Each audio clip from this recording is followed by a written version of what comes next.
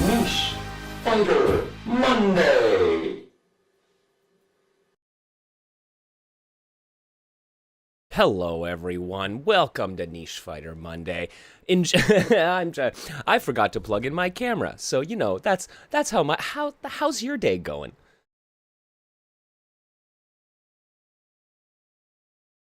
I hope everyone's doing well. Give me a quick sec.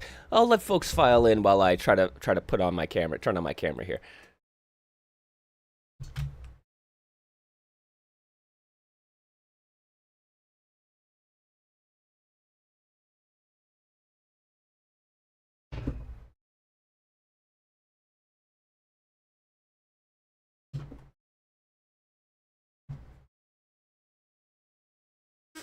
I think we got it. I think we got it.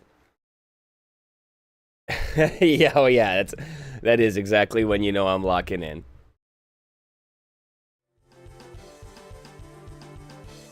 What's up, Hayama? How you doing, friends? Yo. I hope everyone's doing well. Happy Monday. We are back. We took a little bit of a break last week, but we have returned. We're all here in the basement. Welcome. Yeah.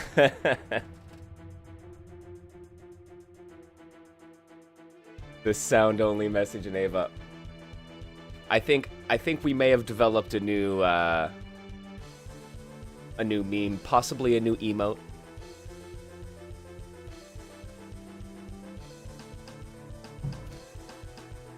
Yeah, friends, yo, so what are we up to? We're gonna be checking out a big ol' list of games. So, friend of the show, friend in general, Andrea Demetrio, lovely human being, does amazing work in the niche and indie fighting game scene. And every year or two, they put out this big ol' list of like niche and indie fighting games. And so a lot of the times it's like, hey, this is what's currently in development. This time they're putting together a big Reddit post with a whole ton of indie games, non-fan games that have been released in the last decade or that are set to come out.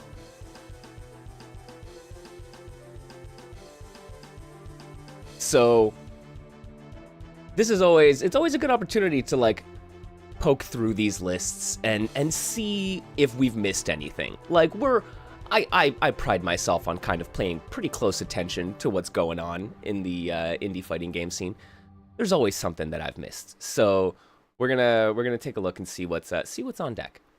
Yo, Shadow, what's going on, man?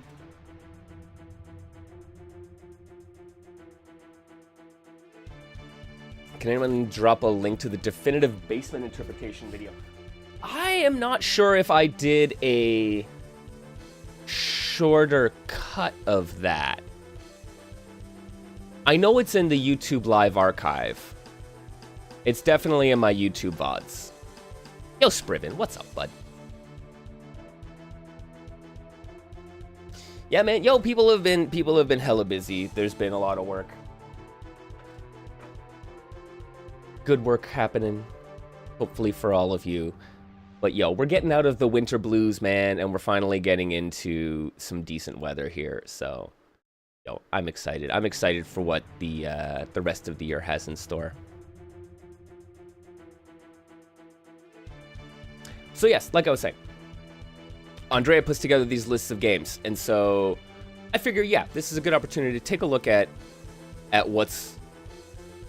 what is happening in the world of indie fighting games, and what is around to be seen in various categories. So this is not obviously it's not a comprehensive list, but it is fairly thorough.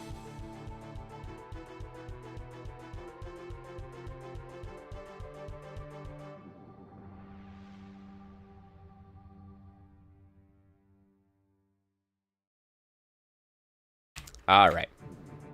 So here we are, as the title says, trying to document which indie fighting games have been released and or are in active development from around 2015 onwards. Andrea, fearing that they've missed a lot, put it out to Reddit to say, hey, what is going on?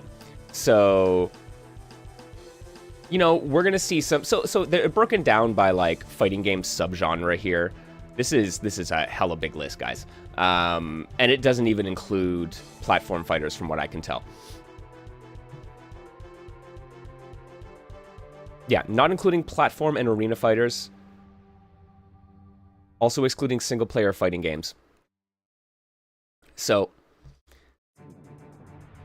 where's Deadlock on the list? Not fighting game enough, apparently.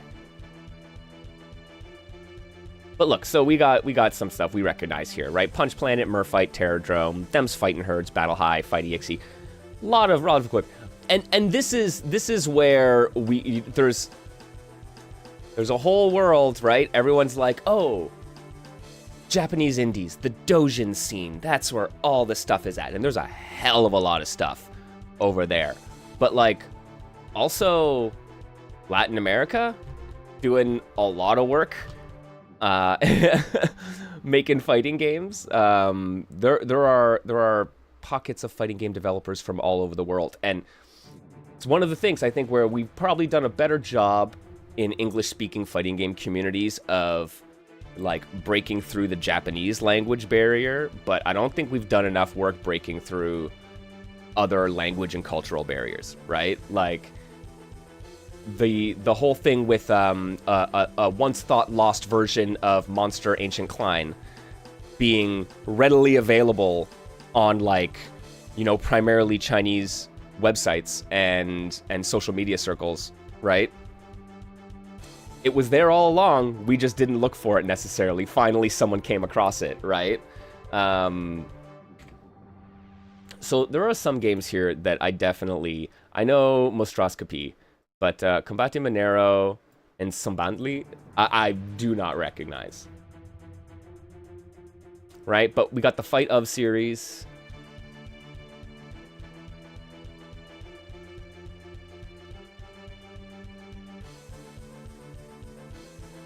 Oh, and I absolutely know I butchered the pronunciation of that. I apologize to everyone. Mexican lore stuff. Okay, so Mexican, right? So that's interesting, actually.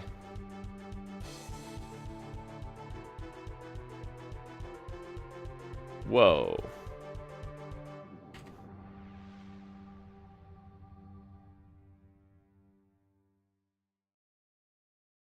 It's on Steam.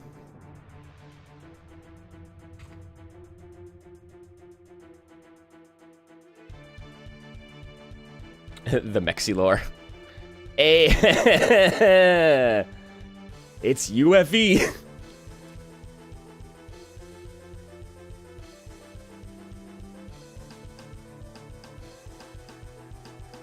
Yeah, Monstroscopy, definitely. I knew it had some of the kind of like Mexican lore to it, right? These are two that I'm not familiar with, though.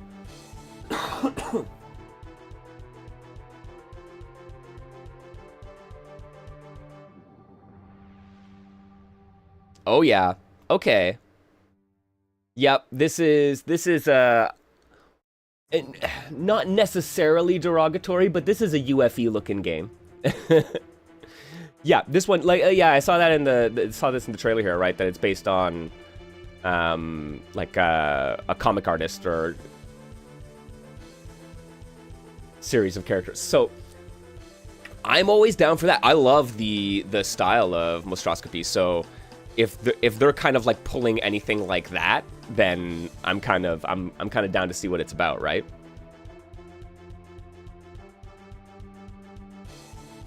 I mean, like, it's oozing with its own style, so hey, kudos for that, right? I fear that they have not excised enough of the vestiges of UFE, but that is, I suppose that remains to be seen. Yeah, UFE, we'll say that it was one of the first ones you saw. Oh, interesting. Okay.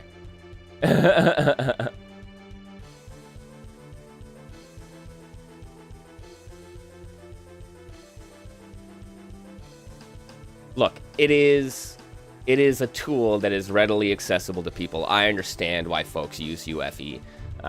Like I said, I've said this, been very clear about this in the past talking about UFE, where it's like you just gotta make sure you don't. It's far too easy to fall into the asset flip feel trap of building games in UFE. So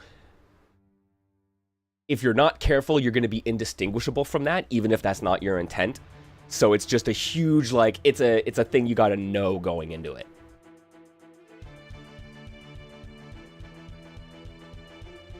This is absolutely RPG Maker music, and that is complimentary. All right, so right, like a little pocket of games here. They're gonna be they're on Steam. You can check them out. All right, that's cool. That's cool. Good to know. All right, so we got, yeah, like I said, the Strip Fighter games, safe for work versions on Steam. There's a fascinating thing about the Strip Fighter games where they have safe for work-ish versions on Steam, and then either through DL site or through their own website, you can get like 18 plus versions of the game, which it's so fascinating to me, the market for this. I need to talk to some of the H game fighting game makers, where I'm like, I want to know why for them this particular intersection. Like, I can theory craft some reasons why you end up there, but like I want to know from the people of like, why fighting games? Or alternatively, why porn? Like, not to say, of course, why porn, but like, it's just like, why porn through the medium of fighting games, or why fighting games through the medium of porn? Like, I really want to know why a creator goes down that path. And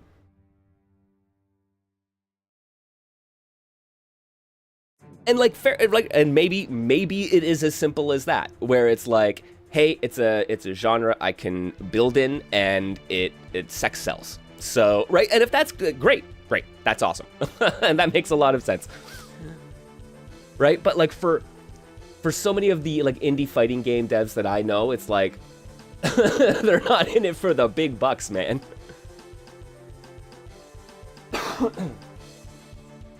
Well, and yes, and if the history of modding has anything to say about this, is that yes, we all want to see Chun's buns, right?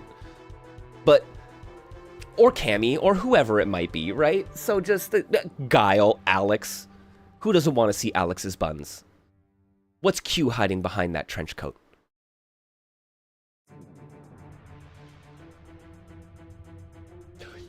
Dude, Hayama, I saw that too. I saw that too. I was legitimately okay. So I was having this discussion with Mrs. MKL about like the intersection of like porn games and fighting games, and that one came up, and I'm just like, I'm so fascinated by it. It's like, oh, I'm like, the thing is, like, we're talking about like how do I write and talk about this, right? Like some of these games I absolutely cannot stream, right? There's no place for that on YouTube. But like, so where could you talk about it, right? Like how, in what format? So yeah, right, gamers going blind. Yeah, I feel like you're not making the fighting game to make the money.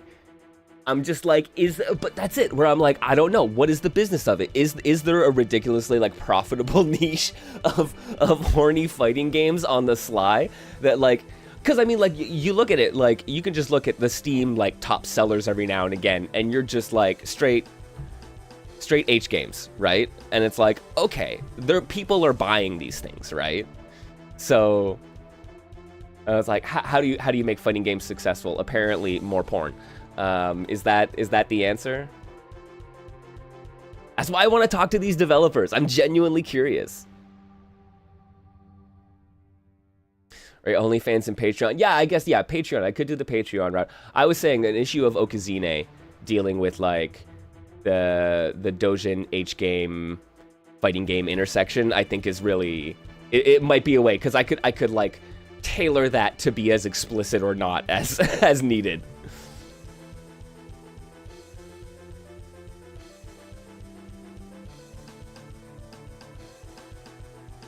All right, so yeah, no, we got some of these games here, right? Like Corrupt just released not too long ago. Blue Blood Arena has just got their Steam page up, actually. Yo, shout out to Starcutter.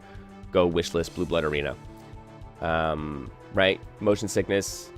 Yeah, Super Fighting Ultra, I haven't seen updates from in a while. That's from a Canadian developer. I'm hopeful that Super Fighting Ultra is still getting worked on.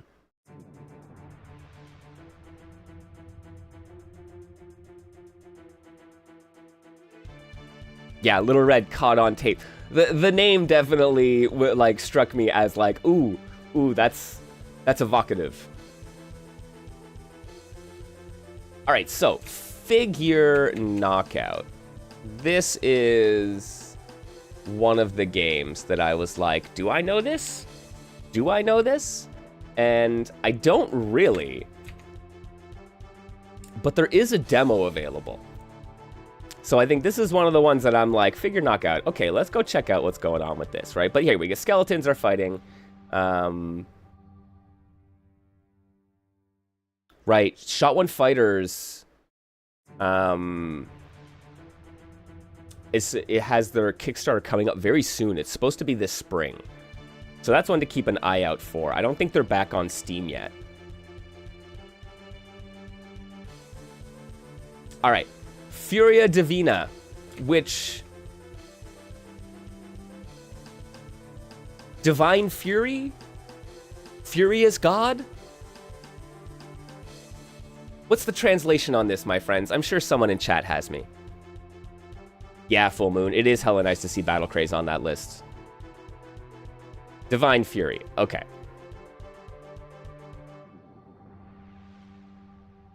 Yet another one. I have not heard of this, and I'm sorry for like if I am nothing else, I am the 2D Fighter Maker guy at this point, and I'm just like, another 2D Fighter Maker game. How did I not catch wind of this one? I'm having a little trouble getting it to work properly on my computer right now, but we might poke our heads into this to see what it's all about as well. Hayama, do you have the deets on Divine Fury? I'd be curious to know if you have any thoughts on it. You're deep into the trenches on this one with me, so.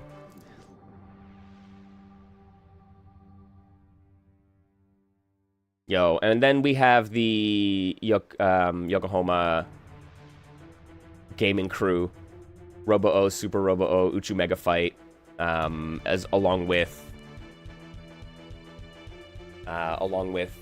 Kianta.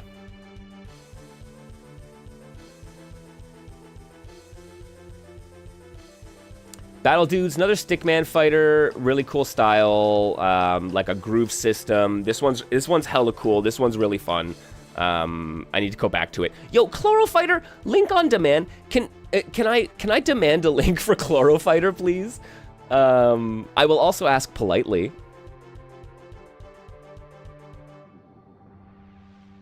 Oh shit, Hayama, does it ever, eh? Like, finding fighting games on itch, that is uncovering gold.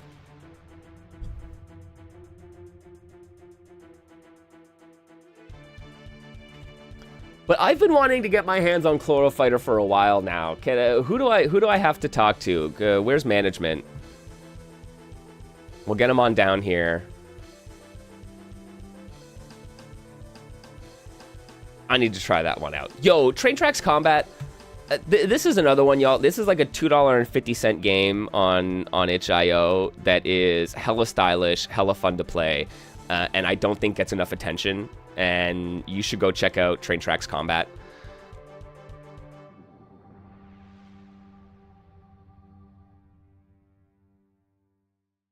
Yeah, yo, Gamers Going Blind. I know. I've seen you do the Chloro Fighter posting. I would appreciate it if you could hook a brother up. I guess I should just go pester the developer, eh? Just go knocking on their door.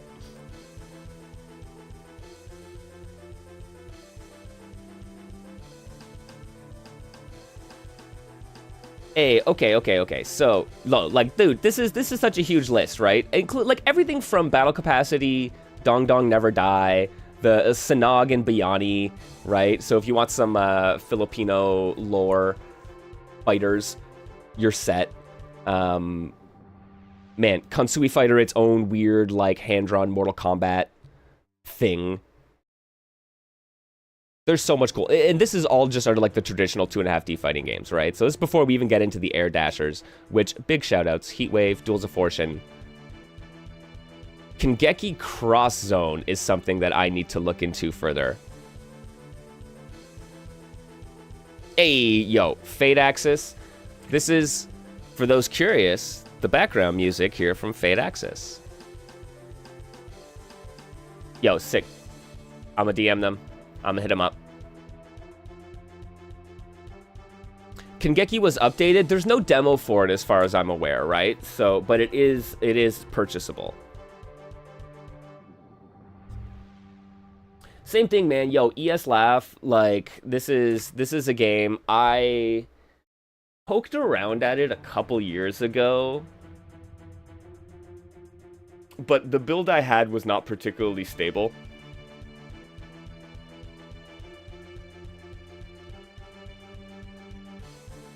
So I gotta try this again, because there's a lot of love for ES Laugh.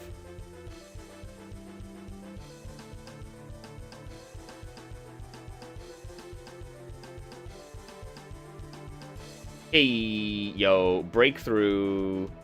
This game looks hella sick. I want to play more of it.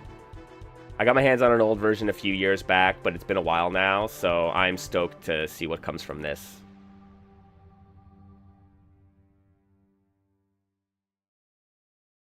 Yo, so we got our stuff, right? Molten Winds coming from Pantavma, made in Castang. That's going to be a good one. Saturday AM Battle Manga from the Netcode Warriors developers. That's their second in development project that they have ongoing.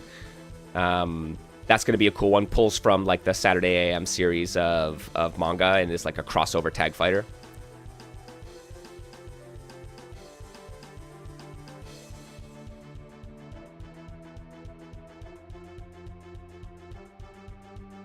Oh yeah, oh that's true. That's a good point. Yeah, there are two E's laughs.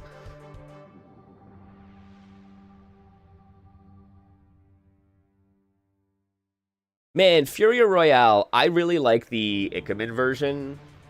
And this is a game that's being turned into, I believe, a full 3D game in its own engine. I'm curious to see how that adaptation goes as it becomes more 3D. Yeah, the Unreal Edition. So, there you go.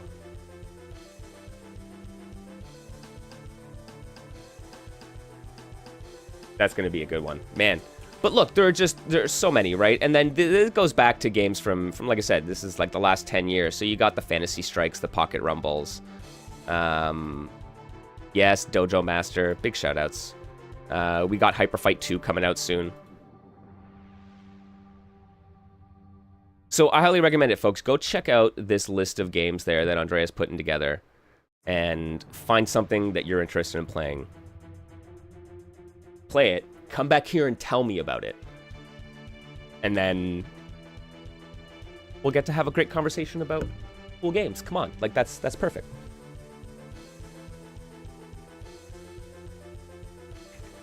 And definitely, if you have any other games that have been missed so far, which I'm sure there are, man. Like, this is it. There are so many. It is unbelievably easy to miss some of these. And, right, there are like dozens of games every year on a bunch of different scales. That's why I get a little frustrated when folks are like fighting games and talk about 5 series, right? Like 5 types of, like 5 fighting games. that's the world of fight. It's like, no. It's so much bigger than that. And I love seeing lists like that, like this, just to go just to show, right?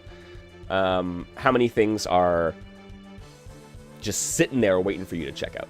So, yeah, big shout outs to Andrea for doing this.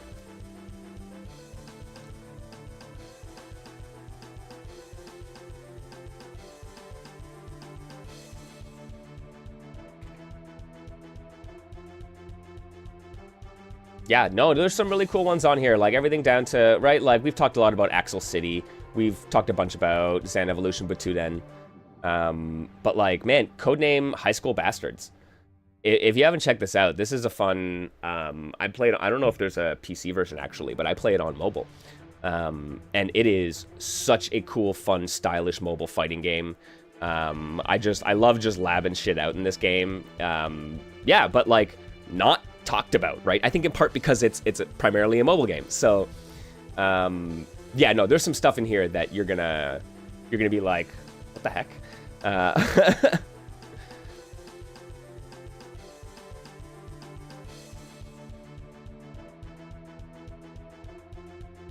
Hey, nice. Managed to get that TOD in Chlorofighter. Love it.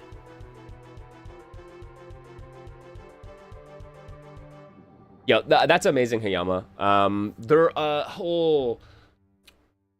I would recommend talking to who runs Fightabase. So there's a website that has like basically a giant collection of fighting games and like links to their communities and stuff called Fightabase. They would be. I have a feeling it's the Resistance developer. If I'm not mistaken, it's Julio. But, like, I don't know why that's in my head.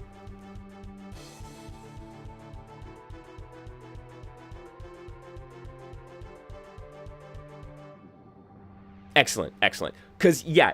If you're going to be building anything like that, if they're willing to help, that would be... one of them is also on Mizumi's Discord. Nice. Okay.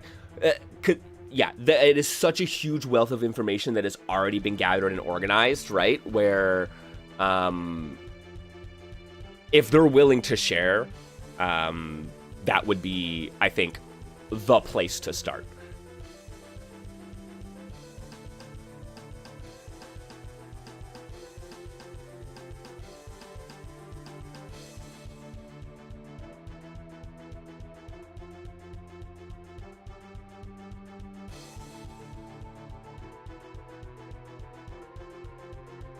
Alrighty.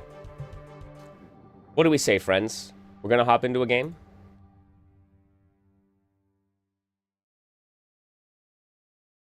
Fate Axis 2.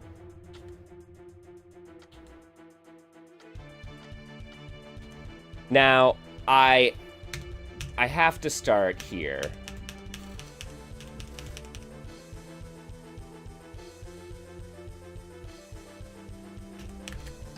Oh, man.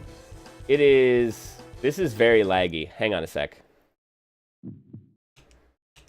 Okay, that's better. Maybe it's just the menus? This game does not have... Yeah, it runs at like 5 FPS. Pretty sure it doesn't detect your GPU. I think I'm having a similar problem. So I've got it that where it like... I think there's still some slowdown, but it works. We can show off the game a little bit. But this character here, number 4, is a character that I believe Andrea is just... has... This is an Andrea Demetrio character, if I have ever seen one, guys.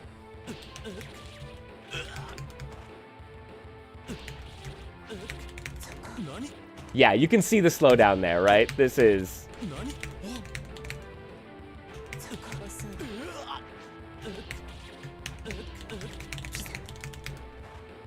But it is anime fighter meets 3D fighter, right? So we have side steps. So we can go in and out of 3D space. But then we have like just anime style air combos, right? Oh man, everything is slowing down now. It's only getting worse, guys. But we have this, like, you know, your ABC style Magic series. But also, like, you can just reverse beat everything. This game lets you just mix and match any attack. So you can just do heavy, heavy, medium, light, heavy. Yeah, right? Had to do some serious work to get this to run reasonably well. I have tried 2 different versions of the game so far. And a bunch of different settings. Let me just make sure I do this. Yeah, and then this is like the most reliably I can get it to run.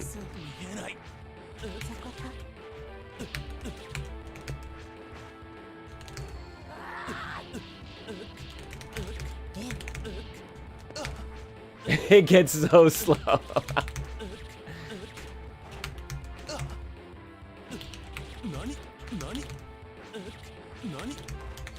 Nani?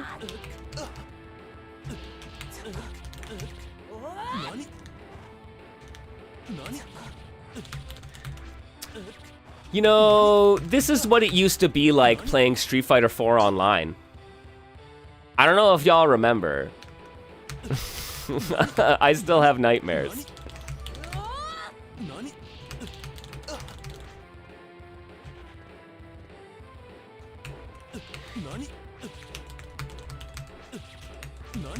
Yo, thank you, Pantam. You're absolutely right. It's artistic slowdown. This is artisanal slowdown. Thank you very much.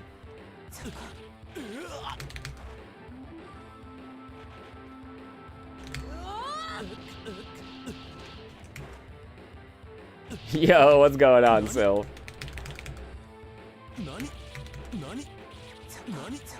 But yeah, so you could just rapid fire any button.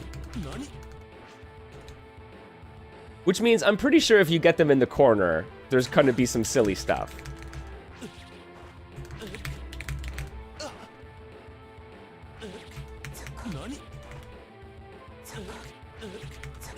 Yeah, medium heavy, medium heavy, medium heavy. Another heavy.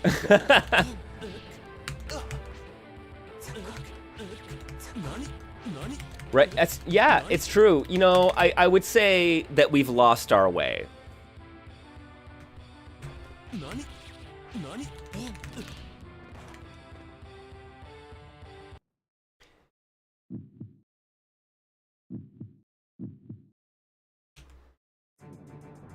Right, but yes, so there are 2, I mean, once again, after Andrea's Heart, there are 2 cat girls, including a canon cat girl.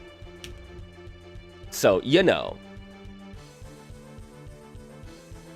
You recognize the game just from the cat. That is beautiful. Oh, the character select is always the worst. Then you get to here and you're like, okay, this might not be too bad. But like the slowdown gets bad as you play. Oh, she's loud. Oh, she wants to let you know she's here.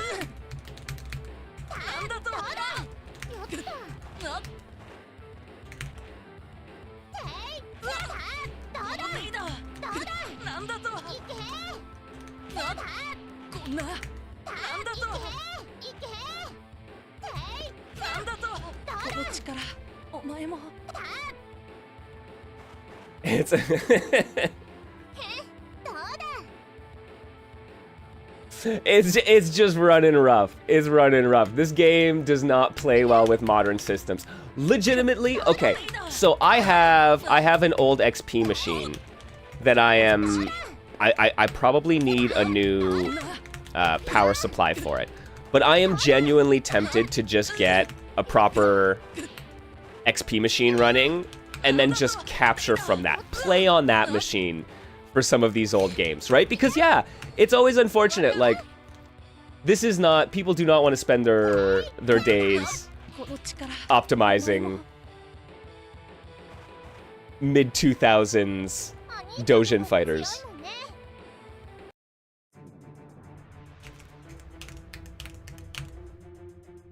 But yeah, no, it was like my old gaming rig, and I'm like, that's gotta be good to run this shit. Whoa.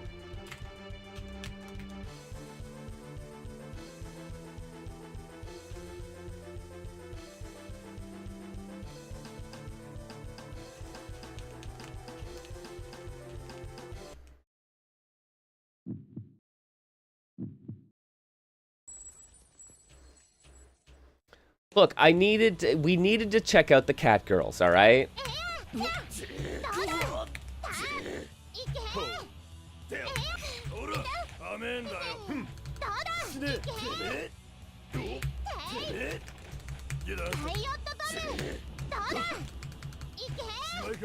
Yeah, virtual machine might be another way to go.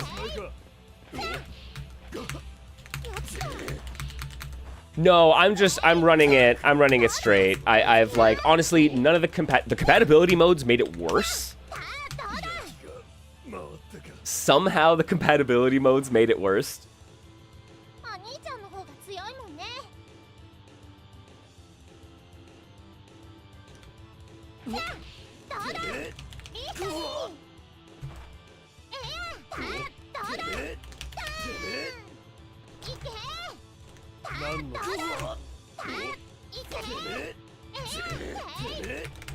Come on, double jump. Yeah, we got a double jump combo. Oh, I missed the big swing. All right.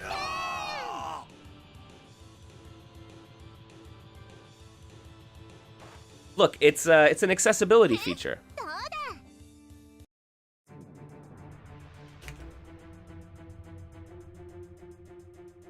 Whoop.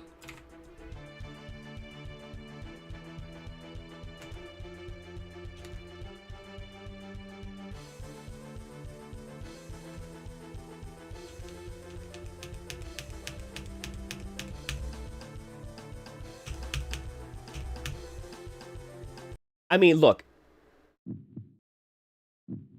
A+ character designs, though, I gotta say.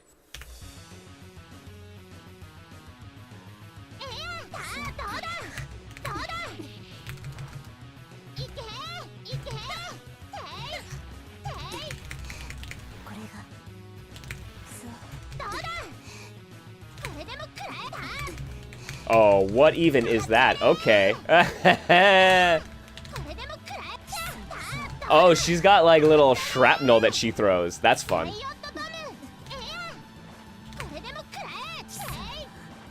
Oh, it can only have one of them out at a time.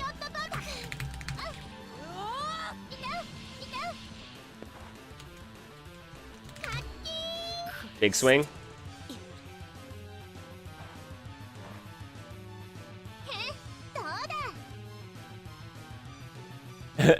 They're just cat girls. Well, okay. Outside of cat girls, you have, okay, I mean, there's going to be scantily clad angel. That is mandatory. All right, man with a gun. We got a big boy. No. Little dude with a sword. bigger dude with a sword.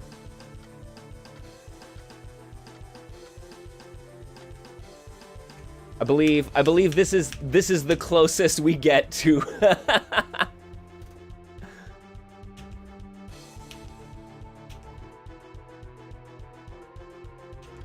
How dare they?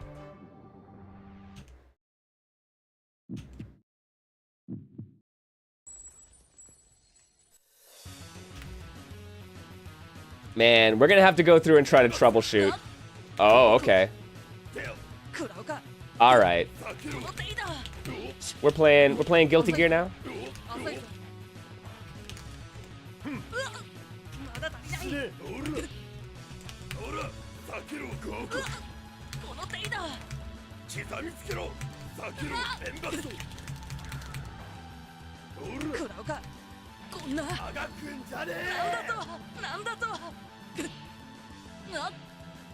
Oh, the slowdown's real, guys.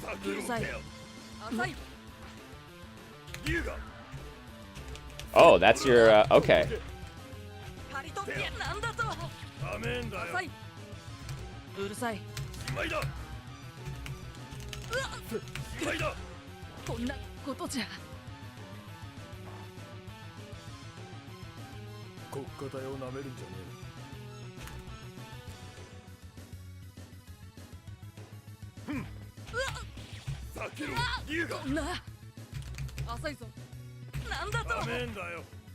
Oh, really? Okay, there's no comboing into your... Oh, there you go. Gotta get both hits of crouch medium.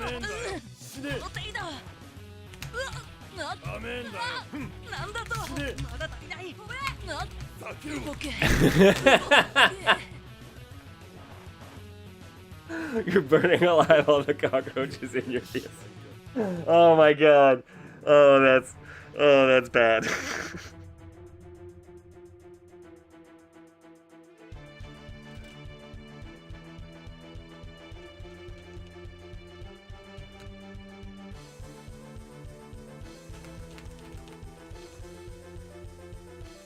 Okay, what happens if I... Does that work any better?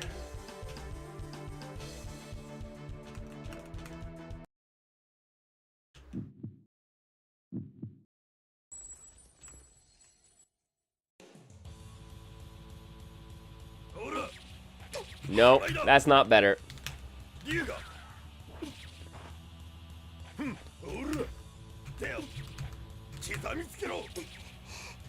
What was that hitbox?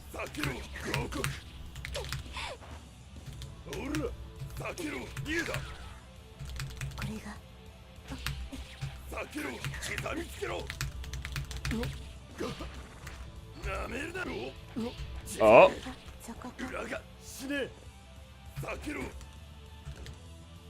Oh my god. It's only getting worse.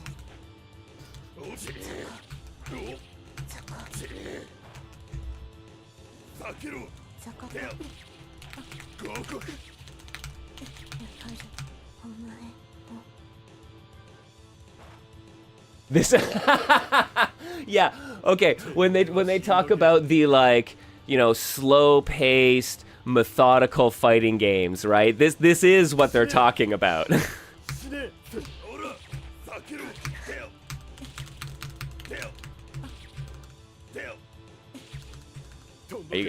Can you launch her?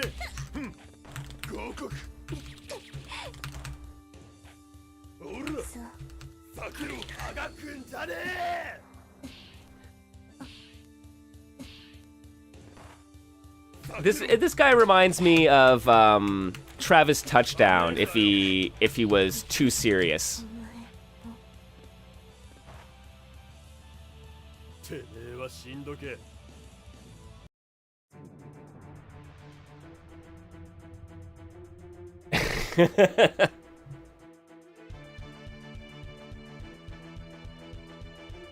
Oh man, honestly, this is kind of a shame. Like, this game looks really cool. It's got some cool character designs, but damn, does it not play nice with modern systems. It's so funny, like, you know, for all of the guff that 2D Fighter Maker gets, to get those games up and running, they tend to run pretty consistently once you know how to get 2D Fighter Maker games up and running. But there are some of these games out there that are just like, they defy like all understanding of like modern PCs. They just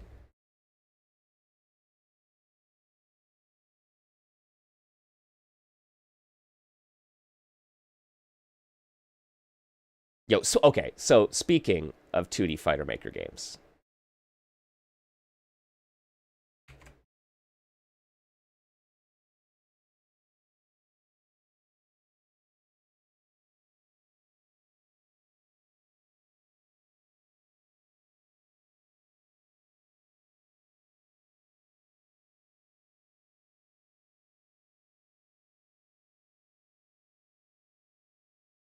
Here we go. Divina Furia. Yeah, please do. If you find a solution, let me know. I'm going to do some more testing on the side to see if I can't find some kind of compatibility settings or another build that maybe works a little bit better.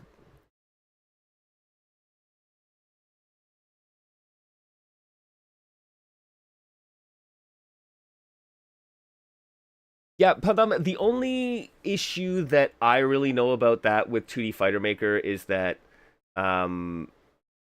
there's an unpatched version that will cause input delay if the joystick setting is turned on, but there is a patch for that.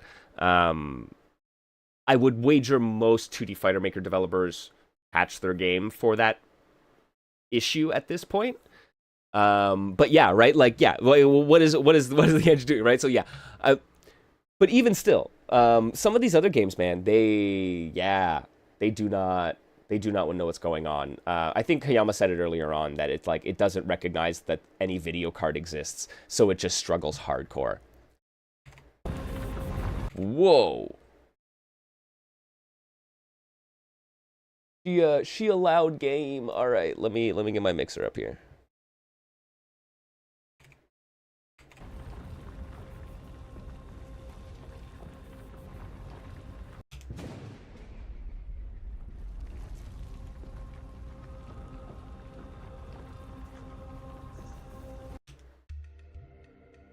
All right, so we seem to have two characters. This is the Monkey King?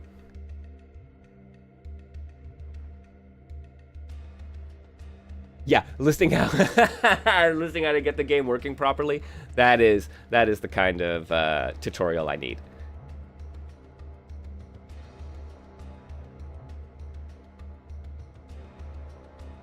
Yeah, I'm gonna have to look at Proton, some kind of virtual machine thing. Yeah. FateX is running on Windows 90. Yeah, that sounds right.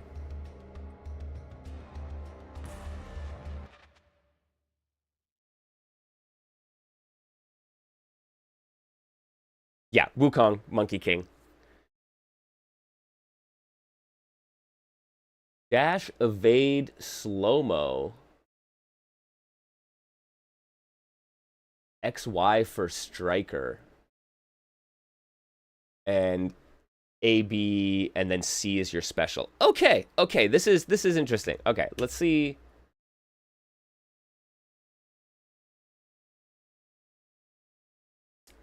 Punch kick. Thank you. That's perfect. So, okay, so this seems to say that we should have both an arcade and a training mode, but this is I was playing through this, or like working through this. Ah, there we go. That's true. Yes. Okay. I was not able to get it to go into training mode for some reason.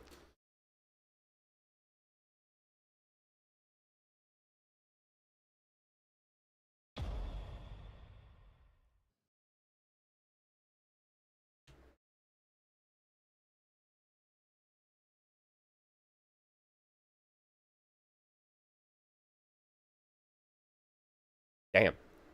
I love the art here.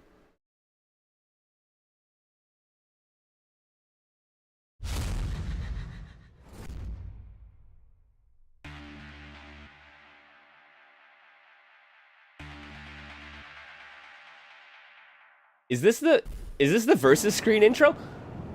Yo, 2D Fighter Maker developers.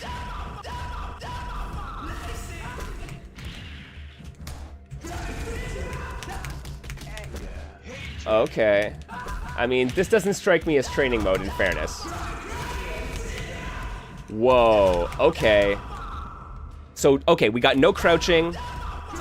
Back to block. We have an evade. All right.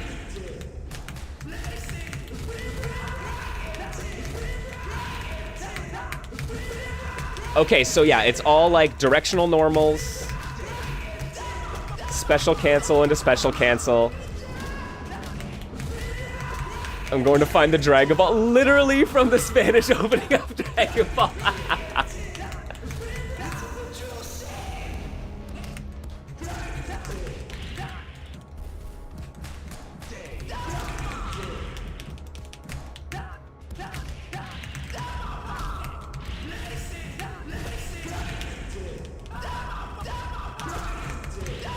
Okay.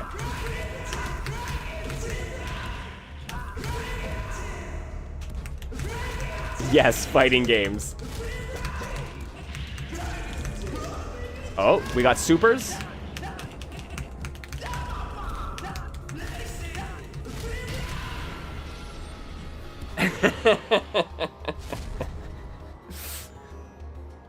Divina Furia.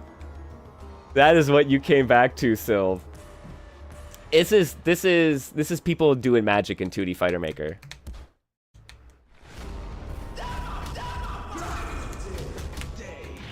Okay, there's like a dash and an evade.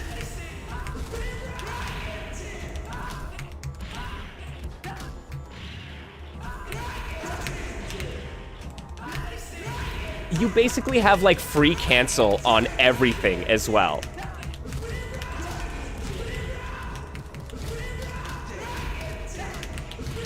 Oh my lord, okay.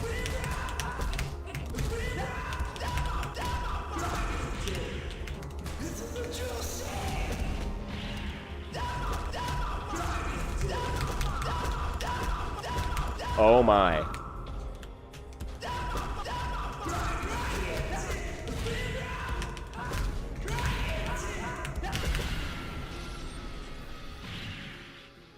Yeah, this is a demo. It's available on itch.io. If you search for Divina Furia on itch.io, it'll pop up pretty readily. So free to try here.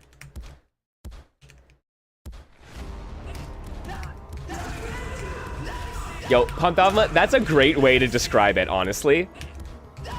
Is that it's like solving a math puzzle every time. It's like some of the limitations. I've seen some of the things that like Yamda does with 2D Fighter Maker and Robot Heroes, and I'm always like, it makes no sense to me.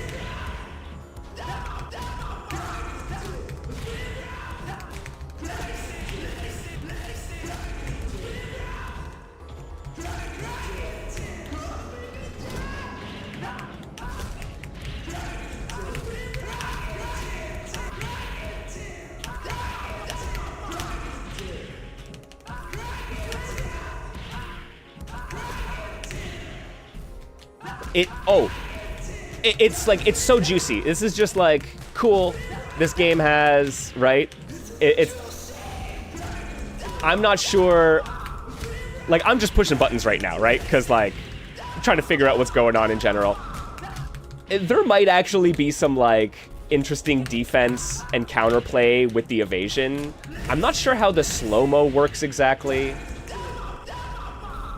Oh. Oh, I like sidestep. There's almost like lane sidesteps in there. Adding it to the database? Yo, please do. Is literally some of the stuff you have to do in class as a challenge to learn. That's interesting. Oh, that's fascinating. Developed this game is Argentinian. Okay. This intro, hella cool. Hang on, I wanna... Whoop. Whoop.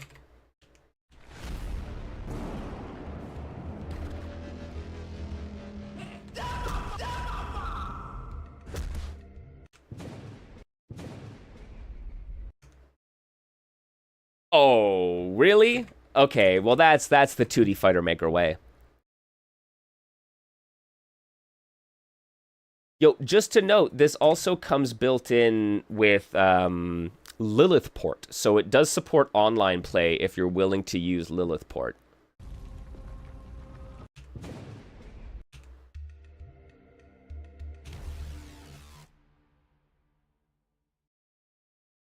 End of demo. Okay, and so yeah, like this is really cool too because they do show the little all their special moves here. Oh right, Striker. So let's see if this Striker call actually works.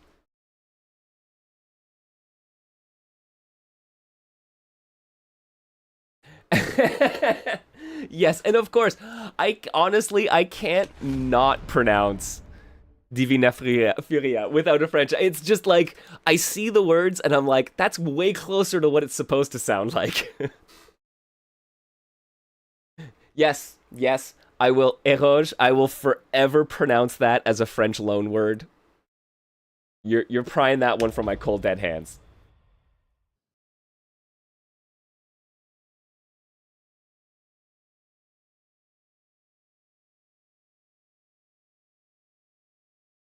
It's so funny. Yo.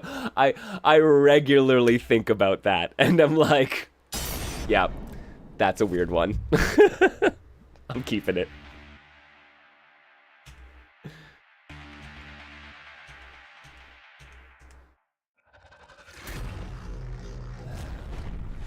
Ooh. Oh, okay.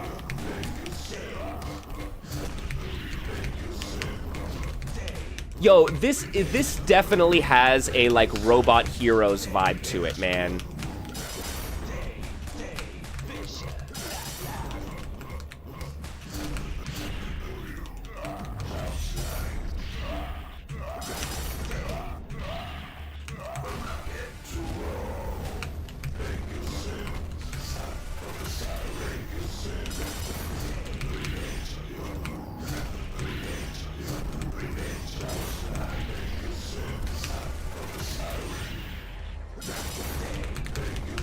Right, I really think it does work. Eloge? Oh, yo, that's good.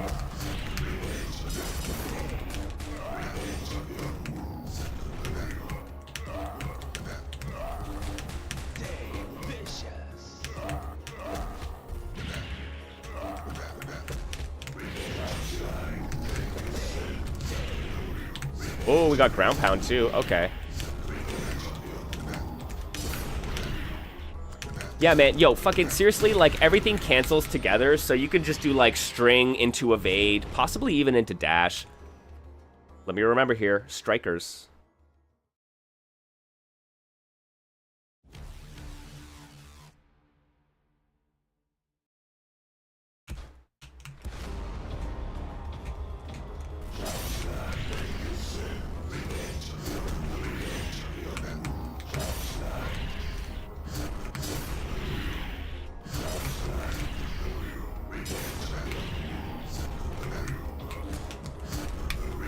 No.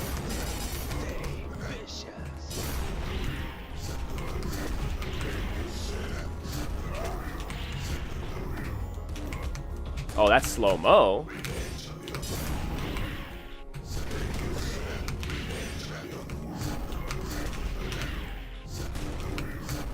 Yeah, honestly, so, like, anyone who's played Robot Heroes from Yamda, that game is very kind of, like, slippery. It's all about directional normals and directional specials.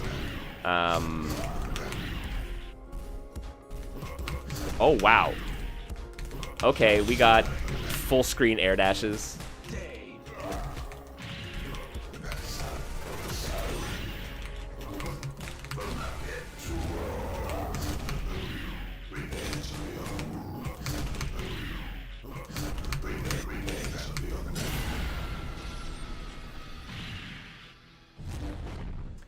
They go hard with the visual effects in this. It is remarkable what they're squeezing out of this. Like It's not meant to do this.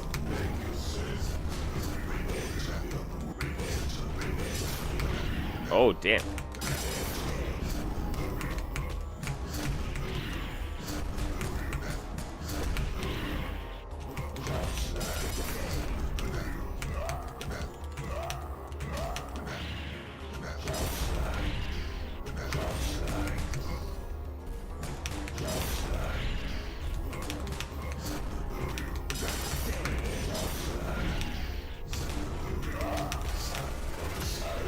This is 2D Fighter Maker. Oh, he was on the ground.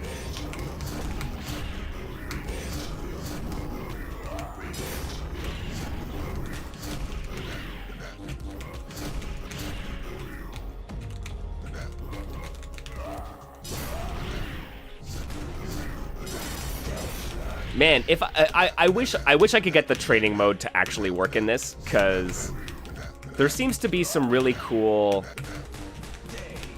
like, a bunch of your normals have different, like launcher and wall bounce properties, which are hard to kind of, like, suss out in how freaking fast-paced this game is. But also there's, like, yeah, a dash, an evade, and a slow-mo, which I'm not entirely sure how they function. It would be nice to be able to test those things out in a slower-paced environment. But, like, This game's got some attitude.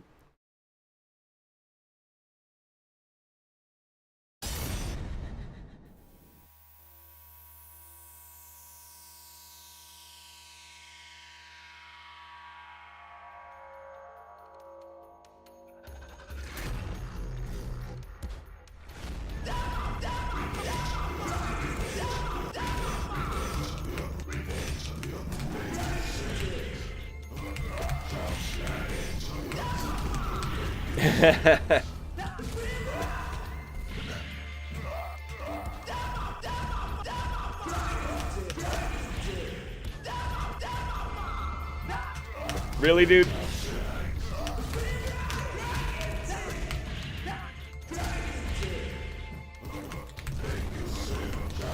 I can't deal with the Monkey King though.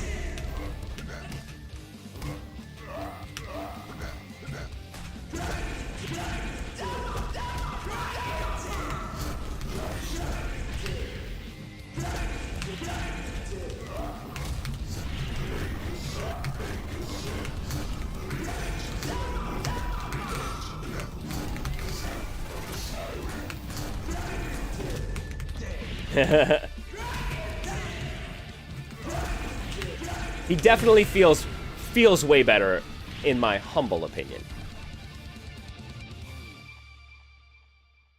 I would go Monkey King all the way.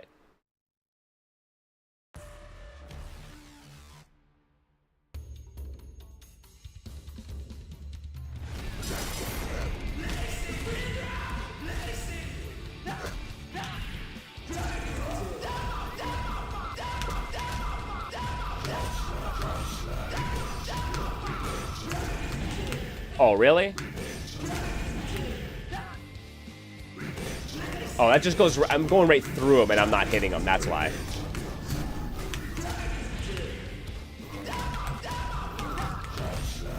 It kind of does. The samples sound a little tin canny, right?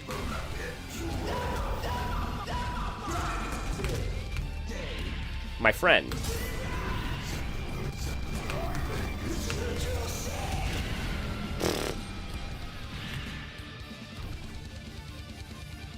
Just gonna fly away.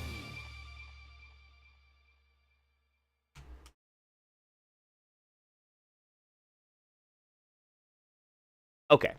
Okay. That's pretty cool.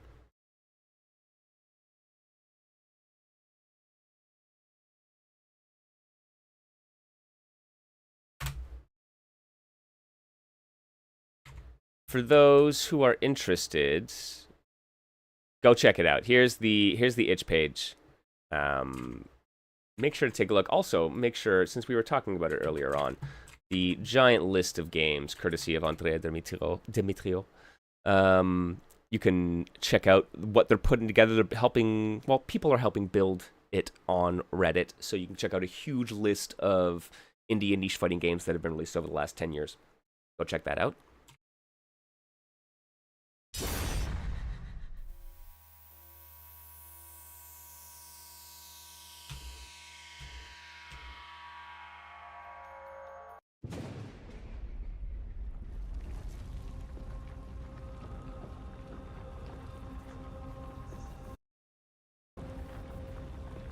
All right, yo.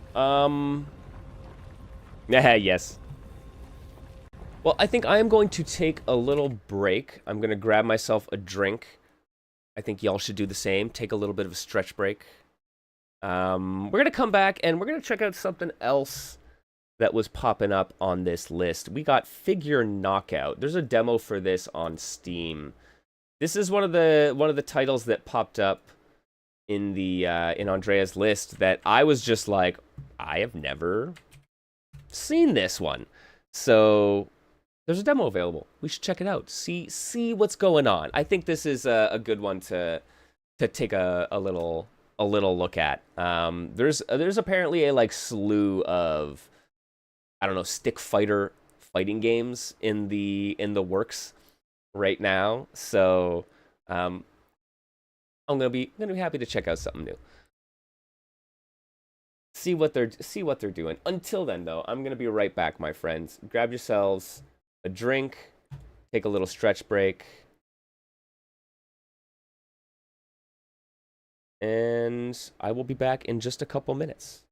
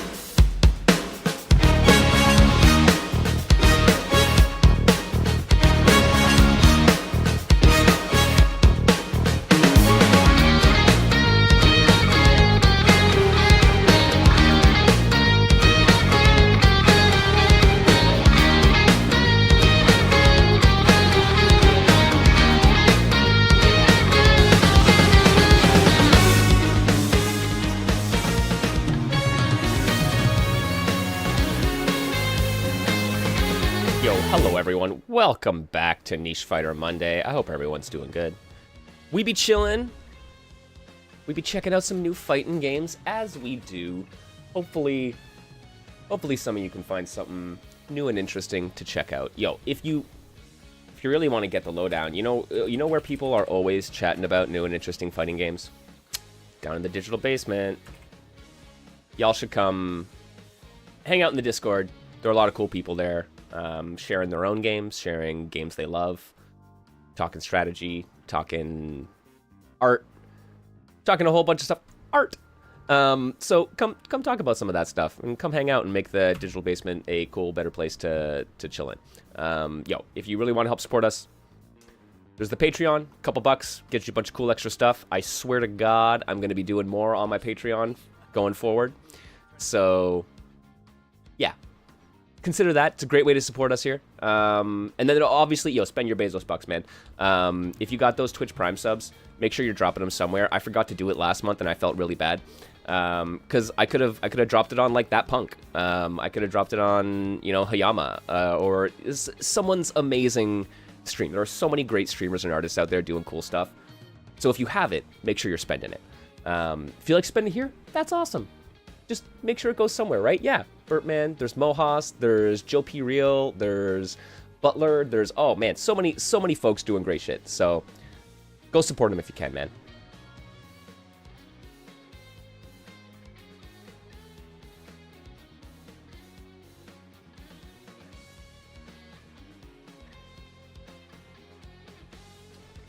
All right, let's play some stick fighting games.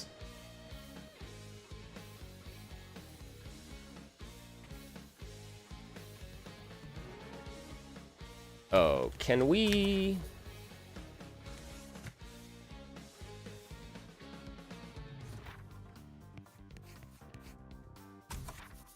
Nah, okay, we are gonna be full screen.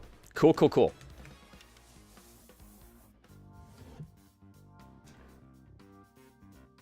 I want to be able to talk to chat, though. Hang on a second, let me get this out.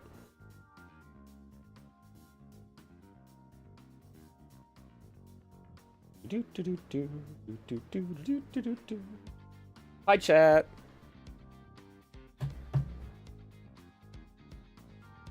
Yeah, if you drop it on Punk, you'll spend it, but then you'll be able to experience them, play more games.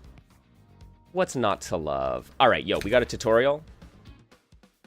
We're doing a tutorial.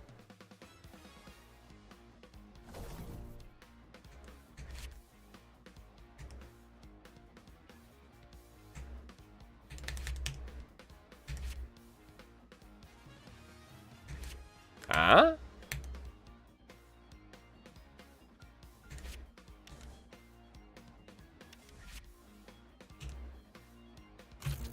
Okay.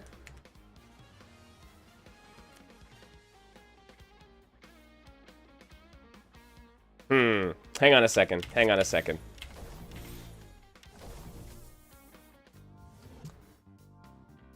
We might have to play with a pad here, my friends.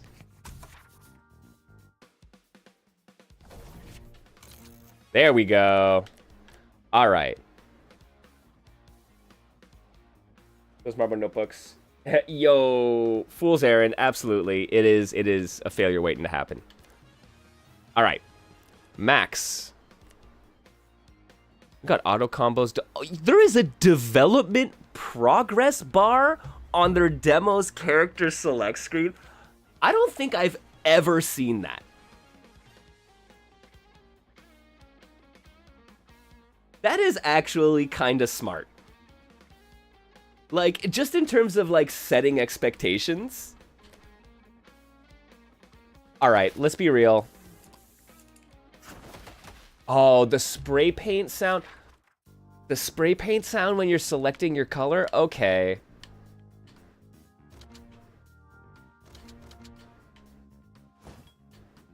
Dash. Hold and evade. Ah.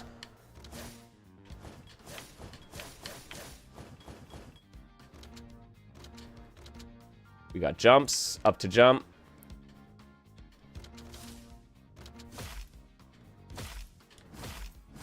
All right.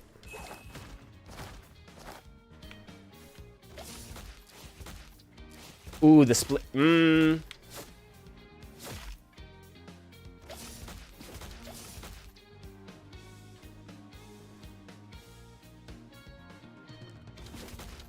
Okay, neutral A to interrupt.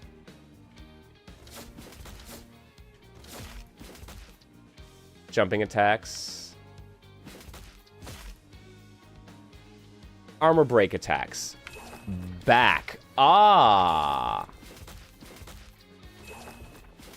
Interesting. Forward and style.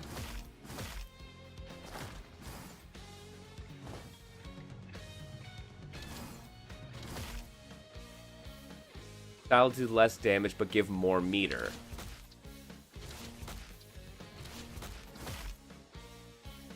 Huh.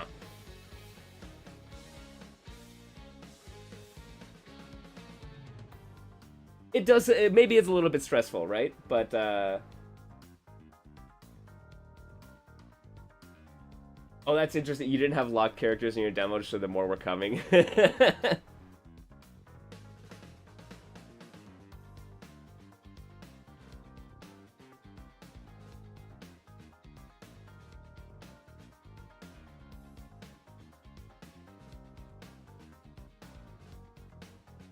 Yeah, playable versus shippable versus polished.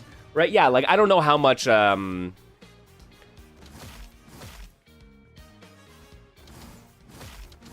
don't know how much you need, like, a fine-grained breakdown of their progress, right? But, like... But yeah, no, it's interesting to have that as a...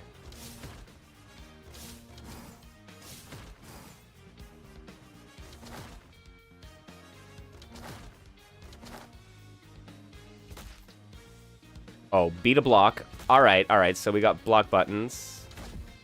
Have to block overheads. High, of course. And then lows. Down and block or down back.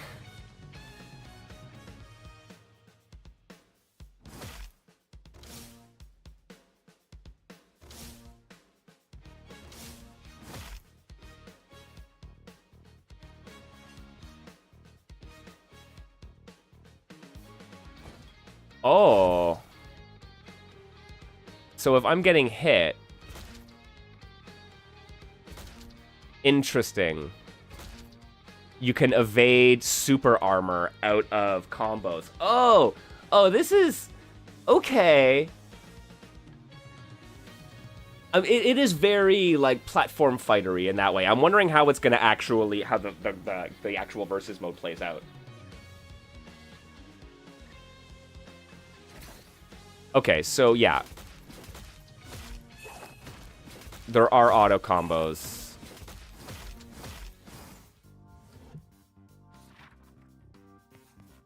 Interesting.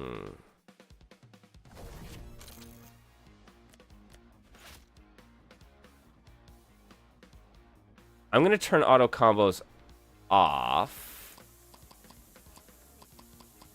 Oh my god.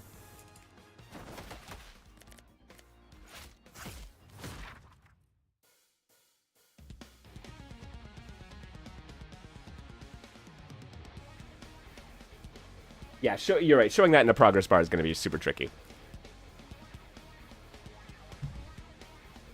Okay.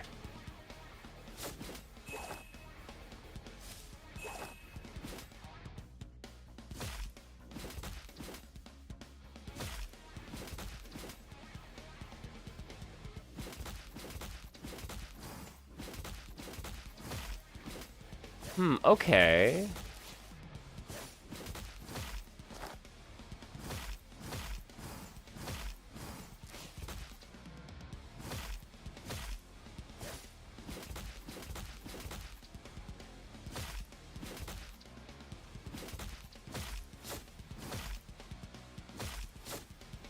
Oh, this has an interesting feel to it. Like, It's like, okay.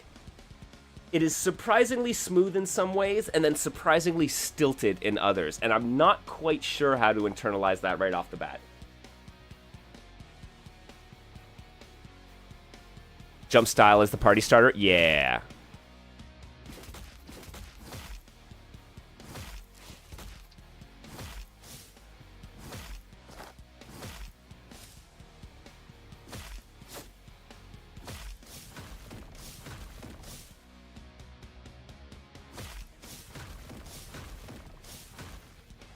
Okay, so you get 2 of them? Okay, okay, you get 2 wall bounces. Okay.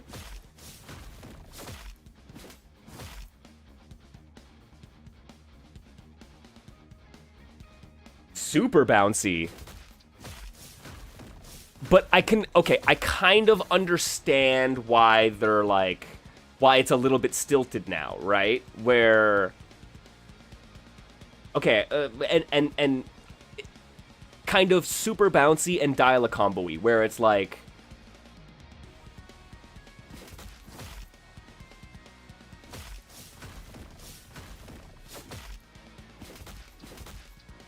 oh, and that fucking restands.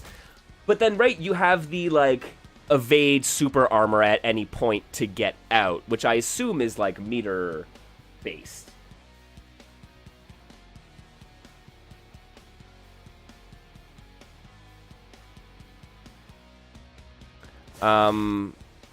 Right, and then metered versions, right?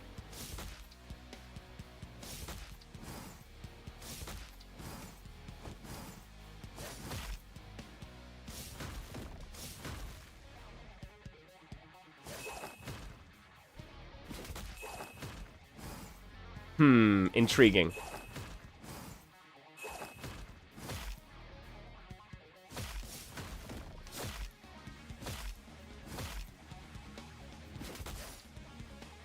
Oh, wait a tick.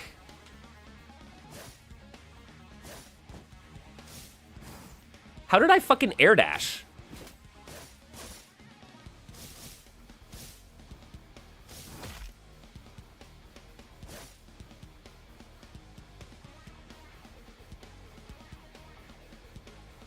Kind of goes on this as, oh man, you know, okay. I did not make that connection, J. Cool. That's a really good call. It is kind of reminiscent of Five Force Fighters and how it handles its combo system. Yeah, spend meter to make meter.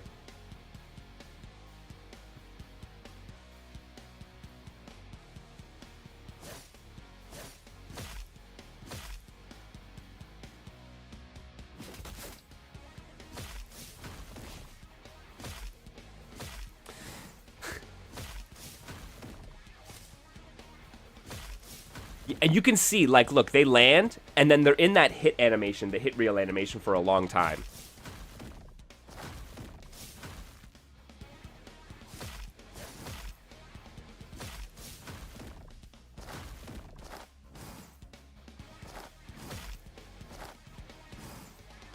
Okay, so neutral is my slide forward. That's still connected.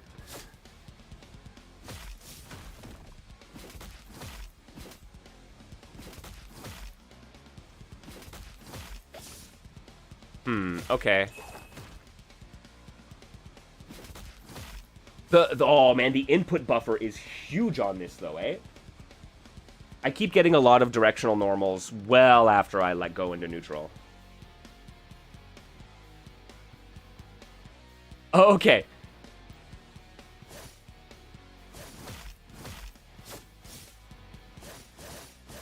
Oh, wait a sec.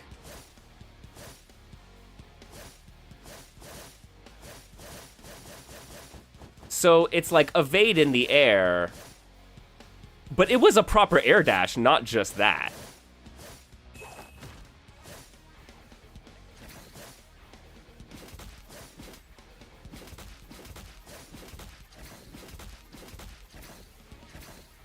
Okay.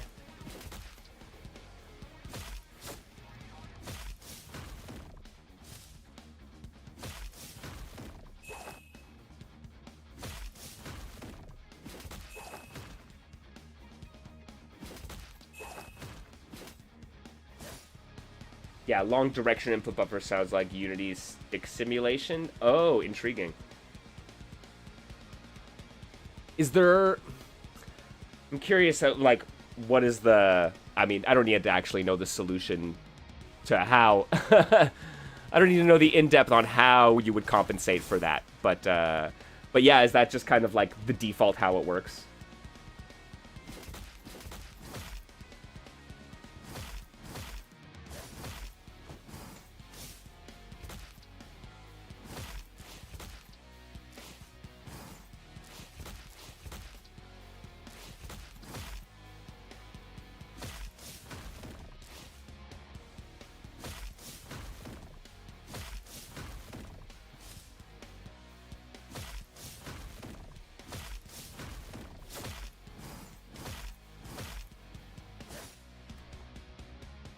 Okay, we're figuring some stuff out, though.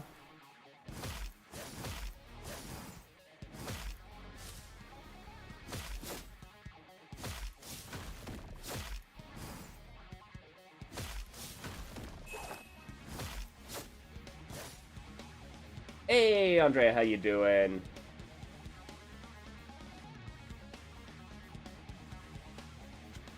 Oh, no sweat. We played some Fate Axis 2. Unfortunately, it was not running the best on my machine. So we were hitting some slowdown. Oh, man, you know what game this also reminds me of? This also reminds me of Rainbow Core Hypernova. It's kind of got that feel to it.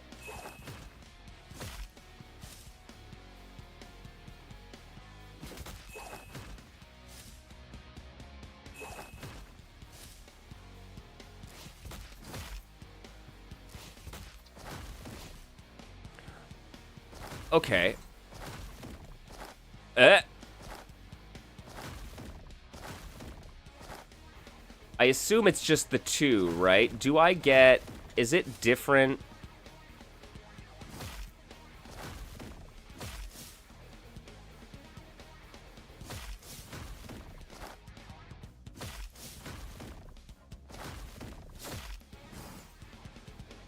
Man.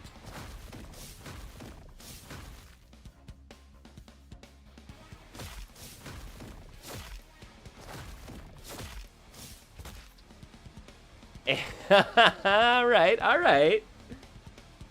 Yeah, very Rainbow Core.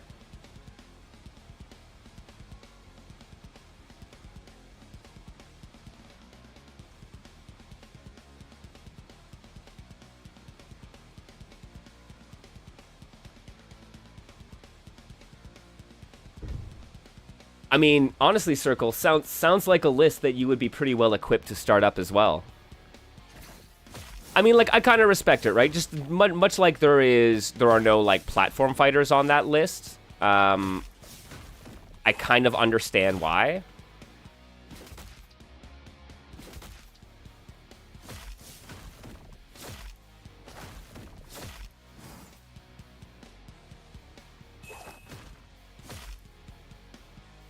A lot of them are different beasts in a way, and yeah, and I think it would have been overloaded with some other things, right?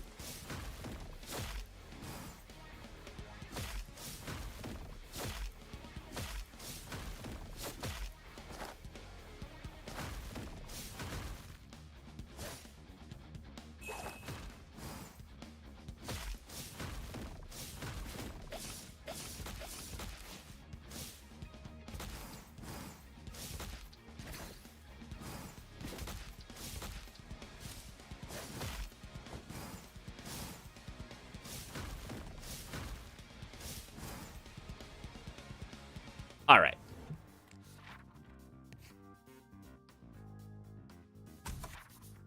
Let's see how a match... Let's see how a match plays out.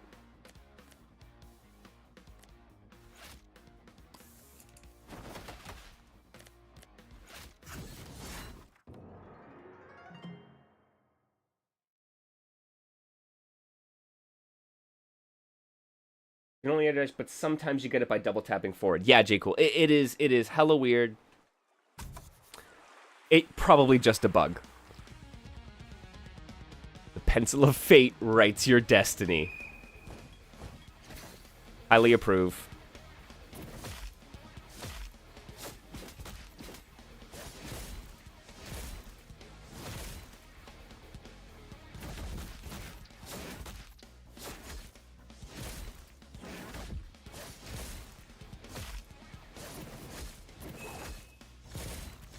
Oh.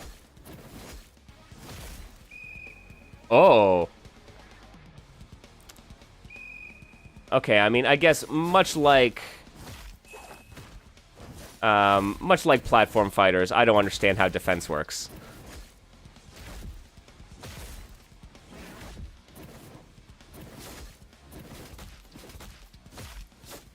Oh, wrong button.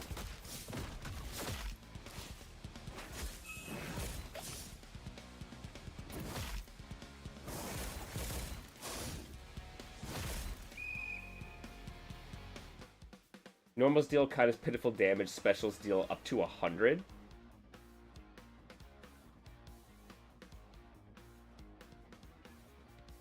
What is looking forward A, if you recall correctly? Alright.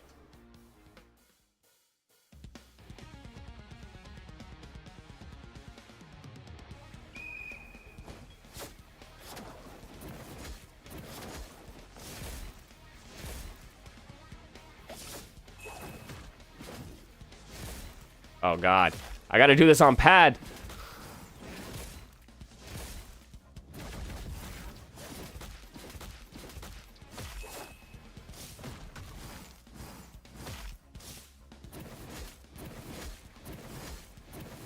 Oh god, it's a low? Alright.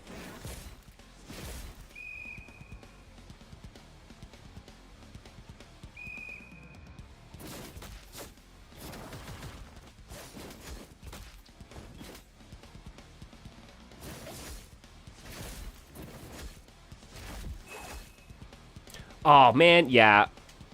I'm not crazy about the input buffer, I gotta admit.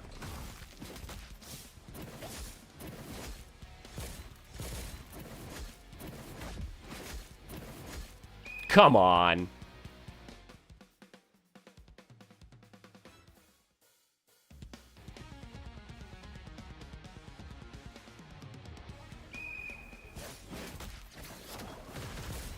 Oh, jeez. Oh, just armor on that?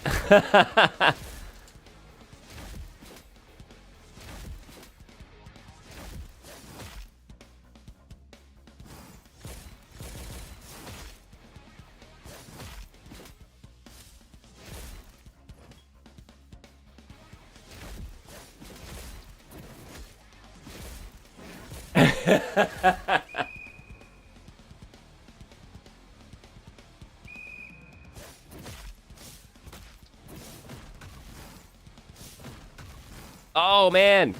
I don't know why. There you go.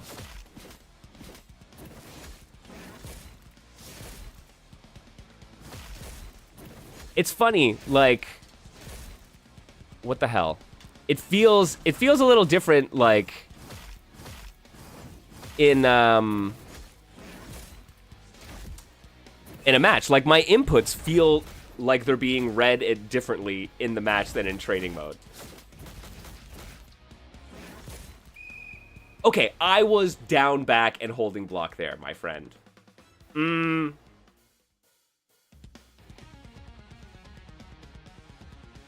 Right, almost like there's, like, even, like, a couple frames of extra delay on the jump. There we go.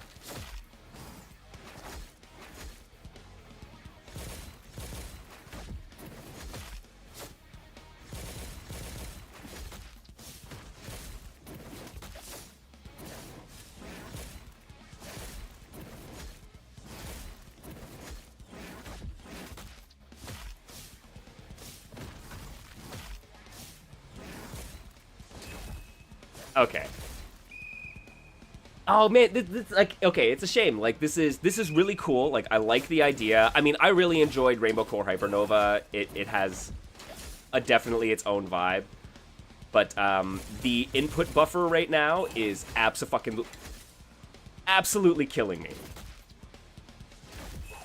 Like, going from down back block to neutral almost always gives me a back A input.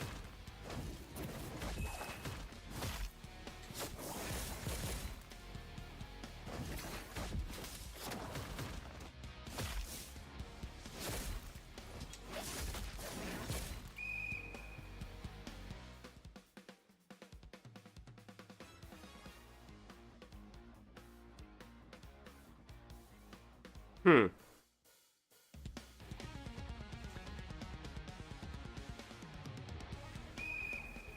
Yeah, it feels a little bit like I'm fighting it, just a little too much.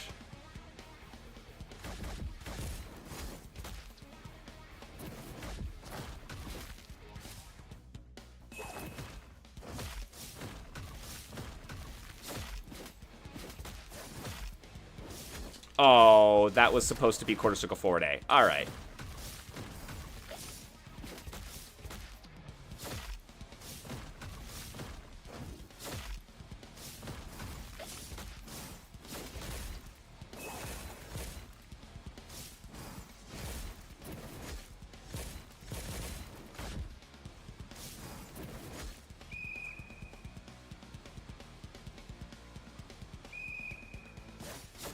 Oh yeah, no, I'm sure it's still being worked on. Like I said, that's just like my...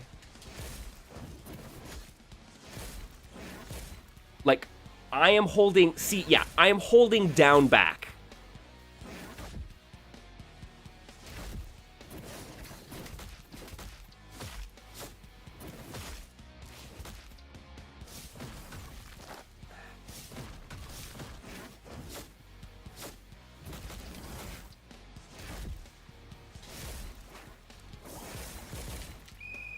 Yeah. Yeah, right now it's like... Some of the game feel is really spot on, but then some of the other aspects of it, it feels like I'm fighting with it, right? Which is... That's not the feeling you want to have, right? Especially like when the first thing I did when I picked it up, I was like, oh, snazzy. I like how this kind of works, right? Only to then be like, oh shit, okay, I can feel it now. In the flow of a match, I've got to go from down back, hold button to, right, like neutral for your fast attack. And it's like the speed you get feels like it doesn't matter because you have to wait so long for the input to come out correctly.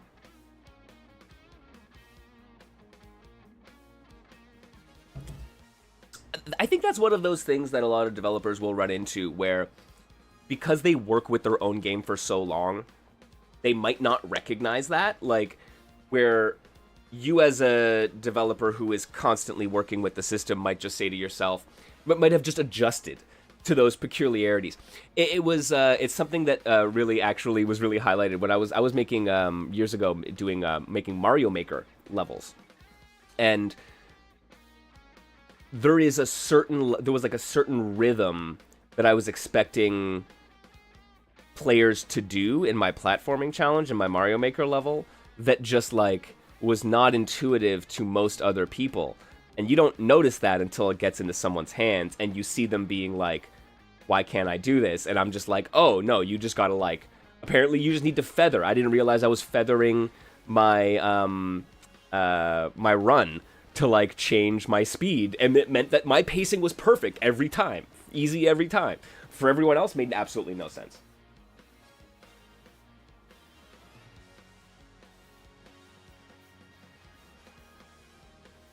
Yeah, devs so bad at gauging their own games, right? Well, I mean, like when it's hard when you're in the sauce, right, dude? Like, it is so tough when you're in the sauce. I mean, I think that's one of the reasons why having, like, even in combo trials and fighting games, having a video playback of it, because, like, things are required that are not necessarily expressed in the combo notation, right? Where it's like starting position, height, right? Whatever the case may be, like, there are all these things which might not, micro walks, they might be required, but they might not necessarily be conveyed just by the combo notation. But like, when you're in the sauce, you don't notice it. It's just the thing you do.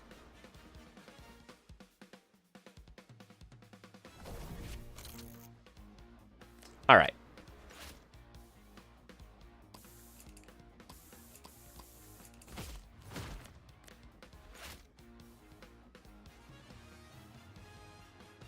Yeah, SF4 was notorious for that. 100%.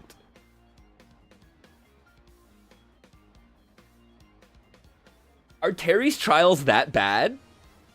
Oh, I didn't know.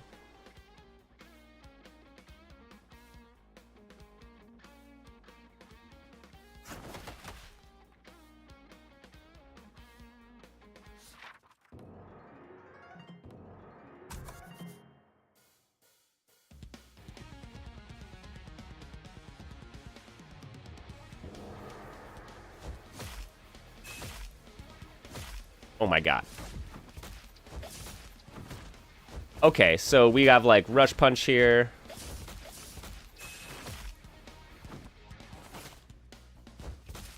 We've got a Dragon Punch.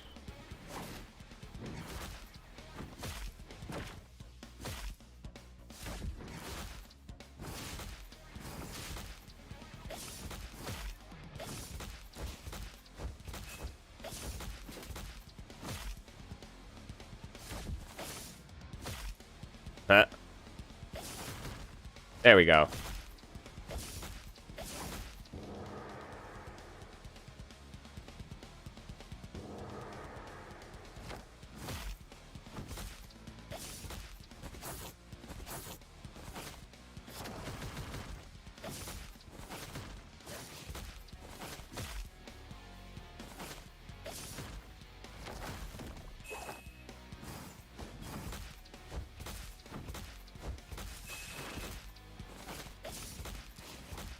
Okay, trying to like scope out what all my moves are here.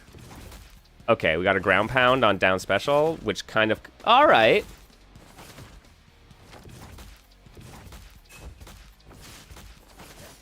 I like the Ryu jump attack there. Oh, okay, right, and we have parries as well. See, man, there are so many fucking mechanics.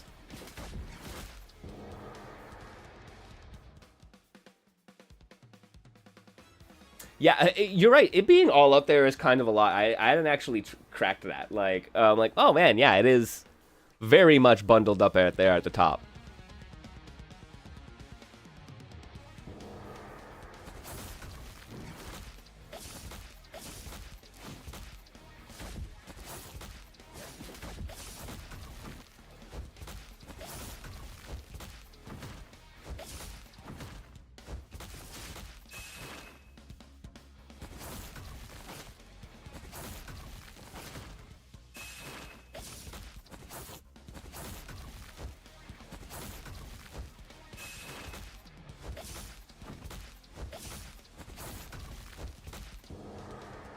All right, all right.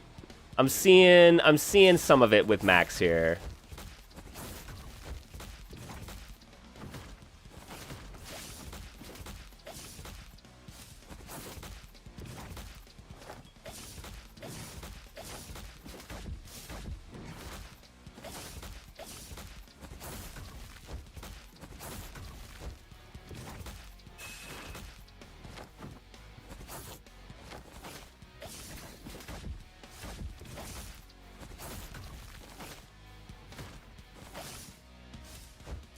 Can you, like... You might be able to create your own Shin Shoryuken.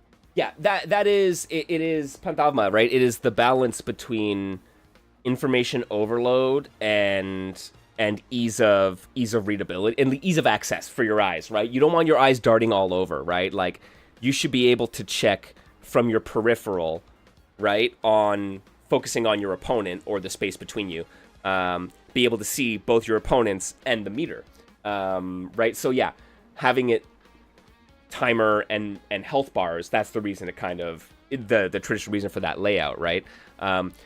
Problem being with too many bits of information, and depending on how many flourishes you have in your AI, You might actually be drawing attention to stuff that is non-consequential. I kind of have a little bit of... One of my pet peeves is actually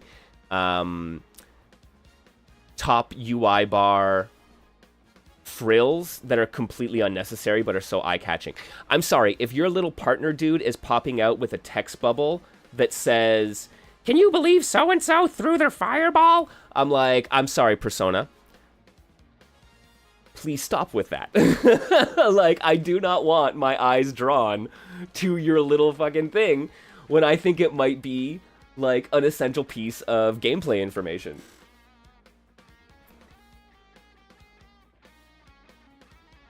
And so, yes, exactly, right? So it's like having it in different corners can work, especially once your players know that what am I paying attention to, right? Like, if I'm paying attention to resources, like meter resources, offensive resources, having it down at the bottom might make a lot of sense, right?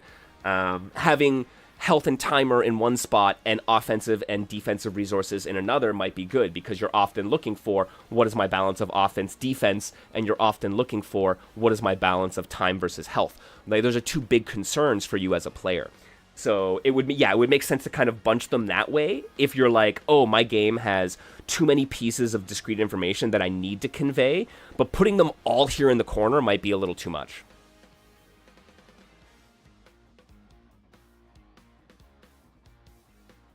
Yeah, Yadagarasu, yeah, 100%. I remember playing that and being like, why is this here?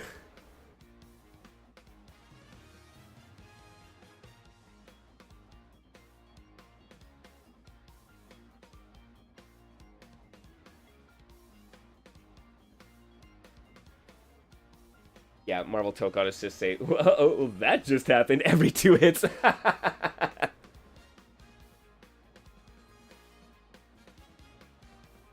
Yeah, that's it. You gotta drop the comment. And well, that's it. And like make it, that's, if you're gonna do it, make it, like, I understand why it's there. I understand that people do like some of that stuff.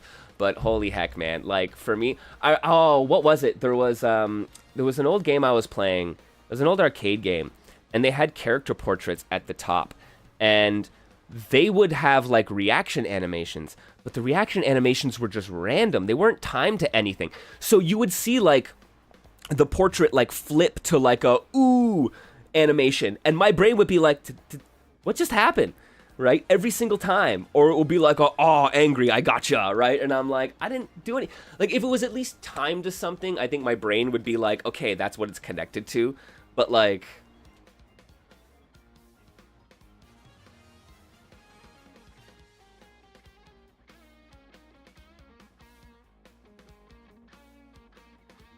that would be so good. I would be so complimentary. Like, this guy's got good style. It's just make your dudes feel better. This guy on screen with his favorite little buddy. You're just doing a little combo. Look at a combo.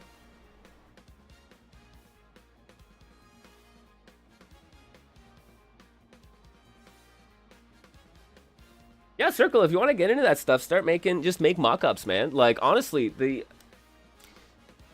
I say this as well to people trying to get into do video work and do trailers and stuff like that. I'm like, make mock-up trailers. Clearly label them as mock-up trailers, but, like, pick your favorite game. If you're like, I can cut a badass trailer for Street Fighter, go cut a Street Fighter trailer. And just put it out there and be like, this is what I could do. You give me these kind of assets, I can do this kind of stuff with it. You can show off a lot of stuff. You can show off your gameplay capture. You can show off this. So yeah, like make some mock-ups, especially with stuff like Mugen. You already have some experience with Ikemen. Even doing it within those confines lets you be like showcase your style and your usability and your layout and your knowledge of design and the importance of that stuff. So yeah.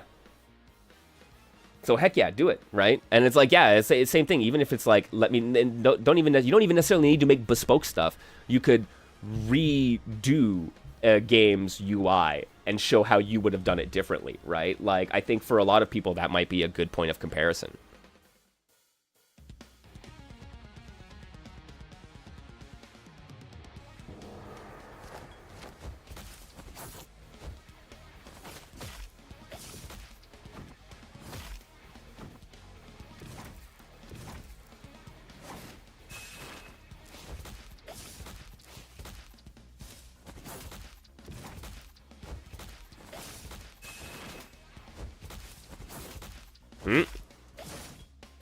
thought it was close enough.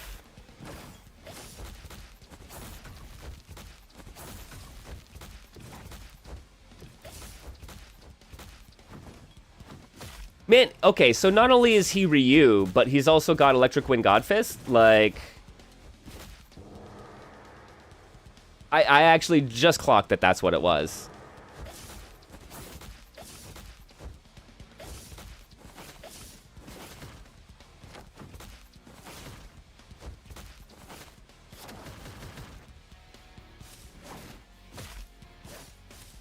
Also, hang on a sec. What is...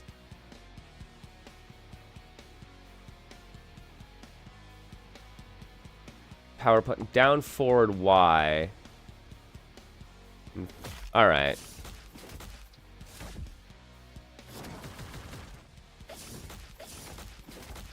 Ow.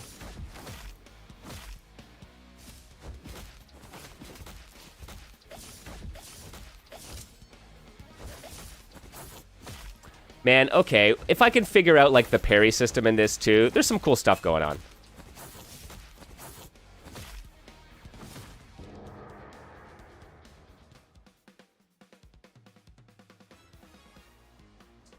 And a Makoto Rush Punch, right? Yeah, no, like, this is actually really interesting. I like when they do this with kind of, like, your Karate Man dude characters, right? Like, make them... At least make them if you're going to do that, make them everyone. I would rather than be like a sprinkling of a bunch of different ones, a bunch of different karate dudes.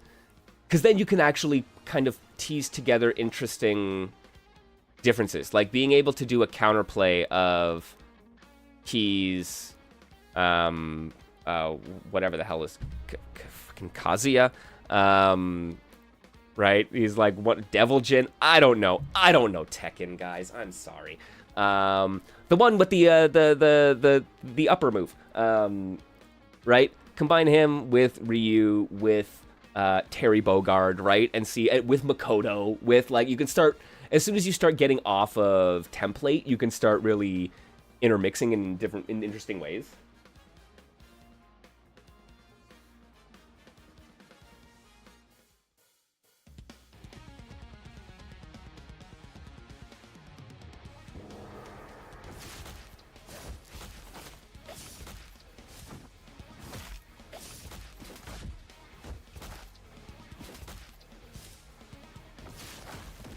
Ow.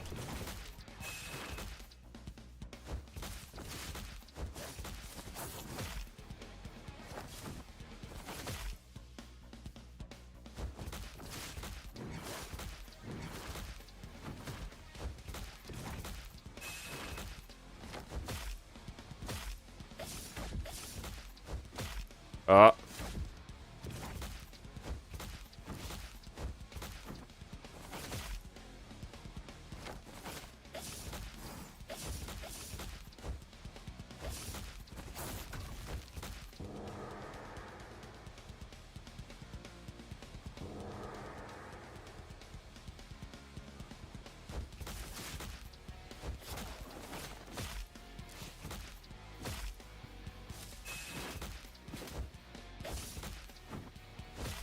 Ow. Come on. Evade in there. Oh.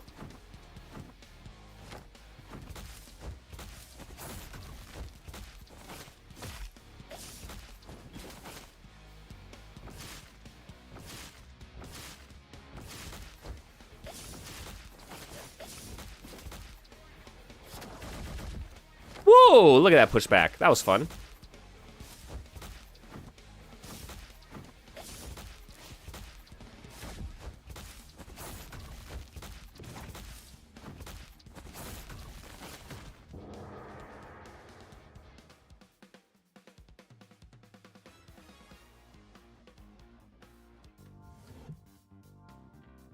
Yo, okay.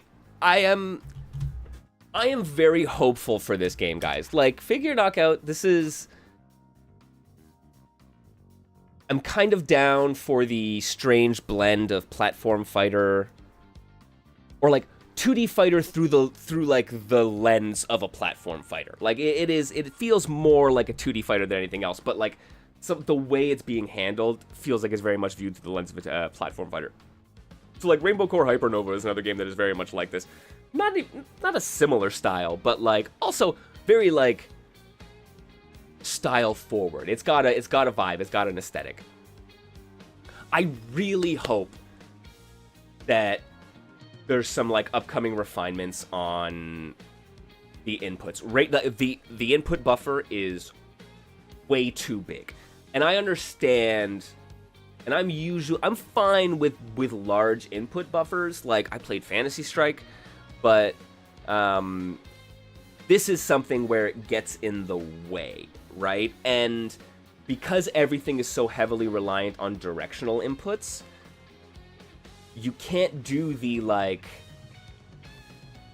opposite cardinal direction in order to reset it. So like this was an issue that actually came up with Robo-O, where Robo-O would store inputs for so long that you would have to actually do like an opposite cardinal input to clear the buffer and make an unintended special not come out. Going from down back to forward heavy for a command normal almost always gave you quarter circle forward.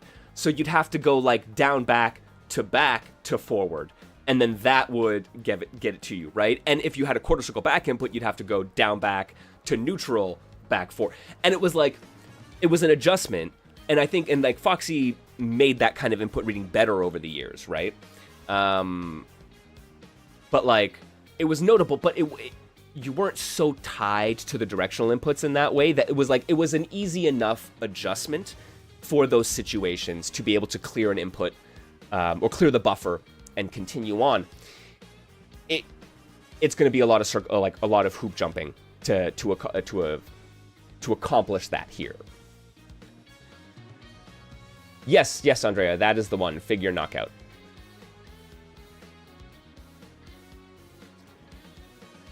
It does not have an online mode right now, no.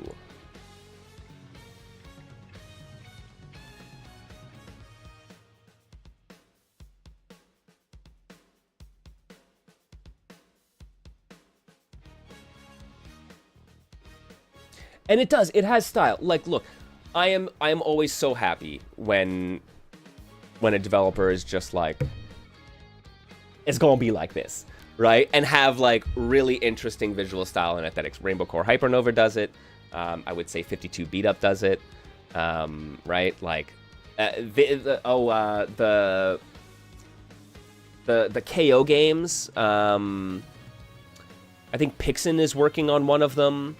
Archetype False, right? Like those games have such cool style to them. Oh man, like lean into it. And I'm like, yeah, I just would like, I would like to not have to fight the input buffer and the input reading so much in order to get to the cool, fun stuff.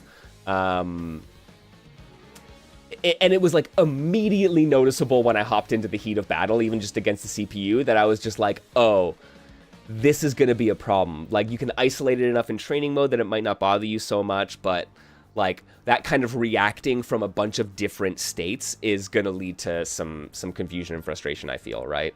Not that it's not worth looking into, just that kind of, I think that's where it's at for me right now.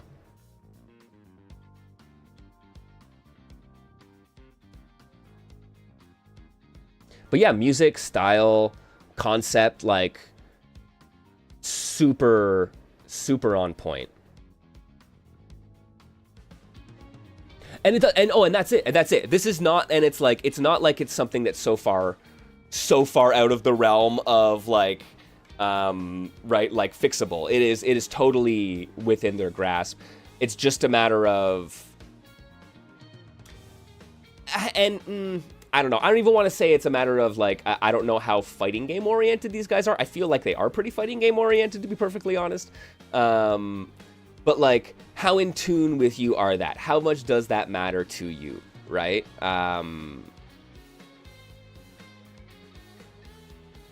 And it's like, is it just one of those things where even it's like, are you just in the sauce and you don't even notice it? And no one's... So hopefully they're aware and they're kind of trying to figure out ways to improve it.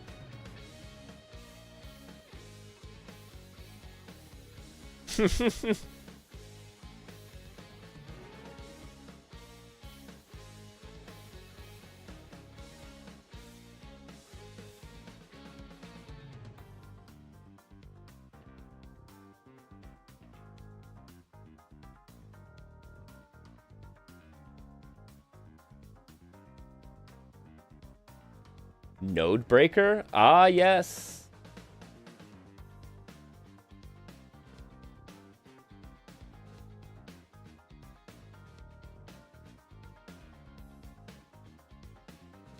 All right. Well, I got another follow.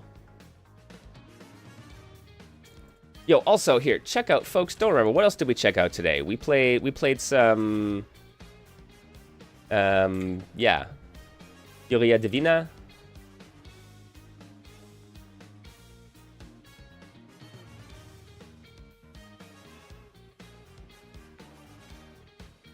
Hey, yo, thank you for the follow.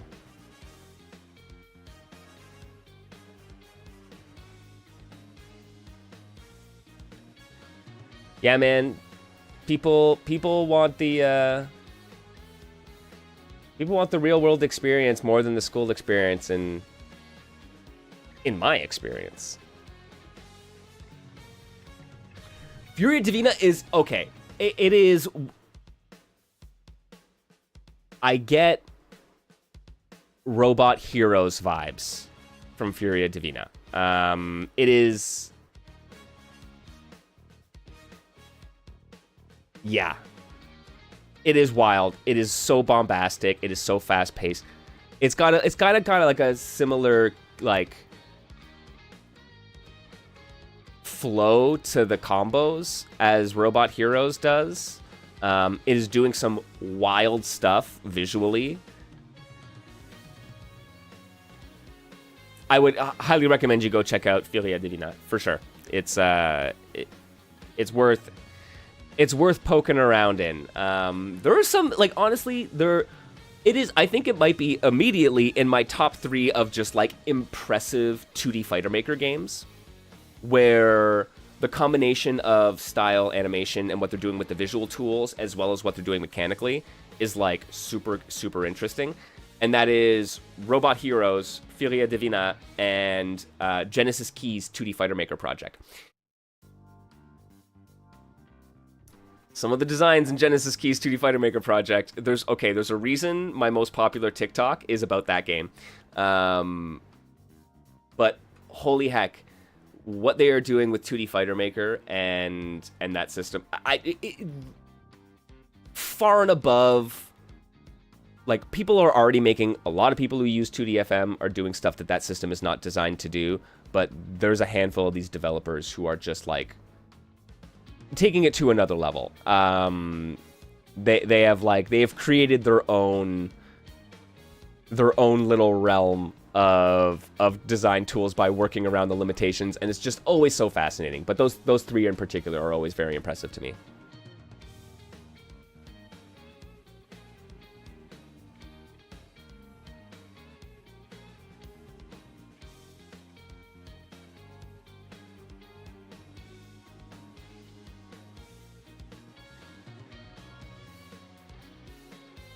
No, absolutely mind-boggling. I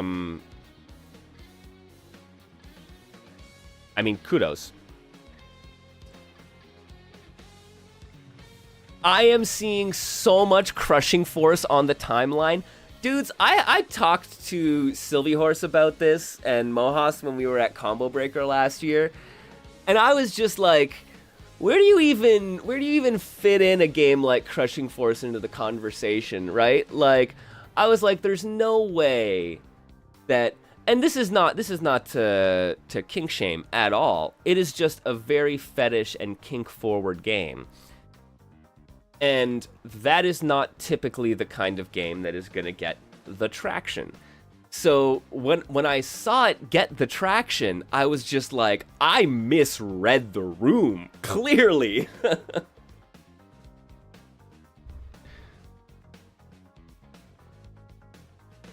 Yo, good luck, yo. I will try to be there for that. I want to see how it goes. Still, Crushing Force mentioned.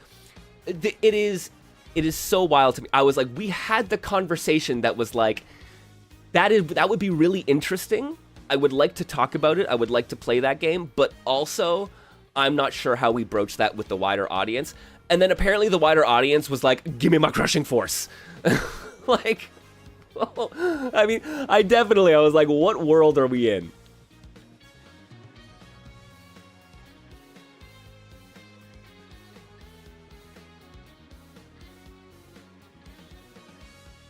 Yeah, the wider audience are a bunch of freaks, man. Here we go. Kazekat is working on this.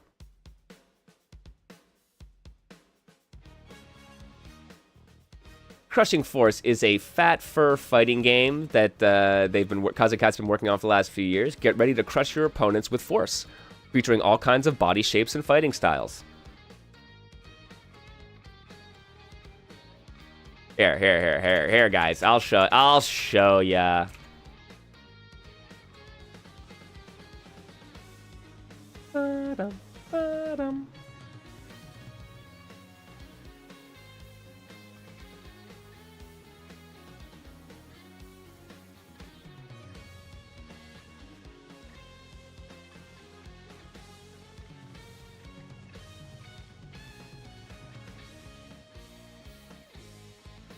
Hey, got a new update as well, right?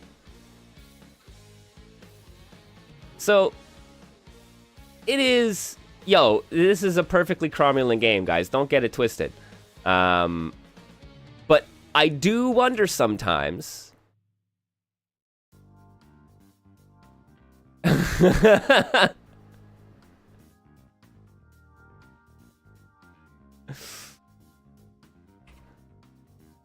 So many comments.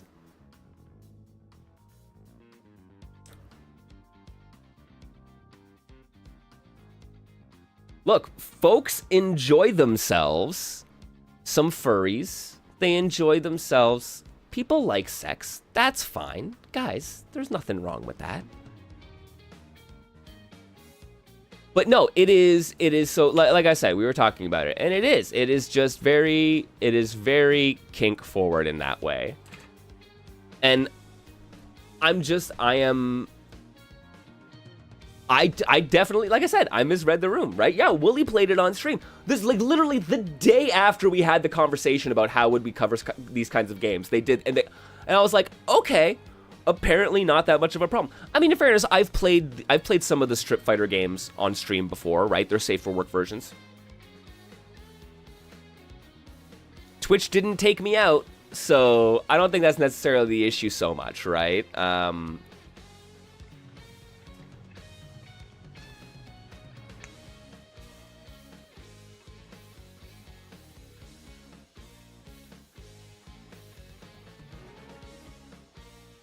Yeah, feeling humble compared to the reception. Well, and hey, this is what we were talking about early on. Why do developers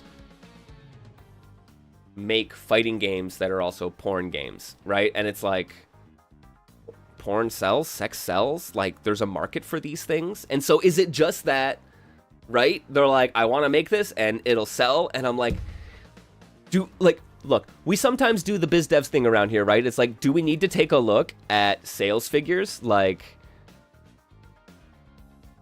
I mean, it might be a little depressing, but like, how did like Checkmate Showdown do versus Strip Fighter versus Crushing Force, right?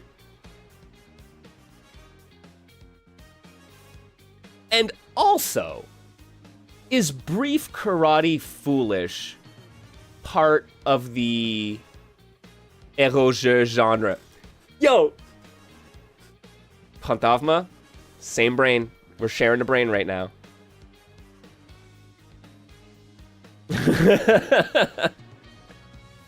Right? Brief Karate Foolish would have to be part of that.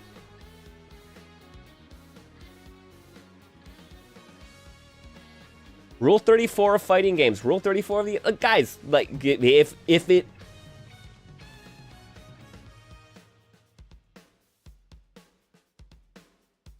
If you think of it, it exists. The quantum connection.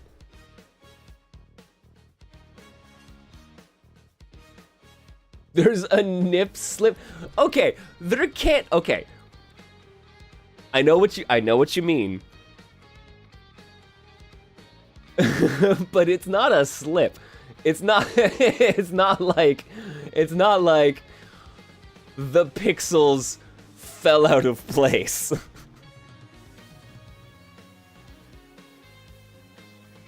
That was drawn.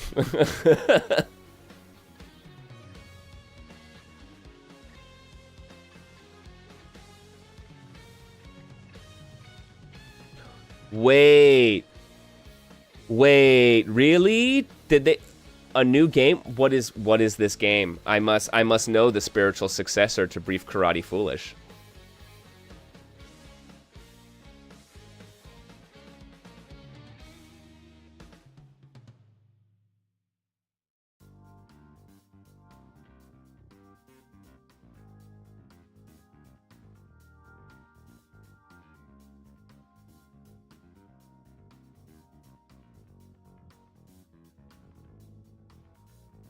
Fate Access 2. You know it exists. You rave about the 3D sidestepping cat girls in Fate Access 2. Which, I'm sorry, cat girl with a bazooka. I approve.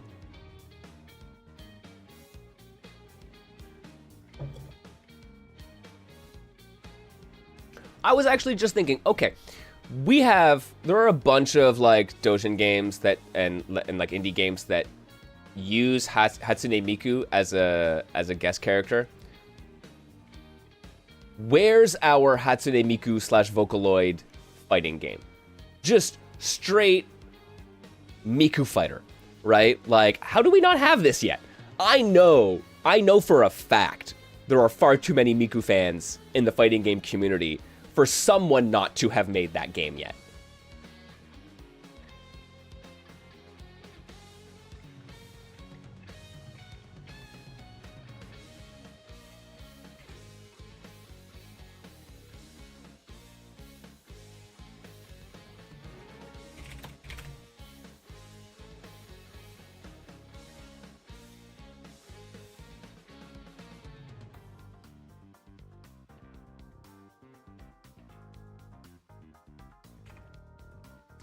There are Mizumi.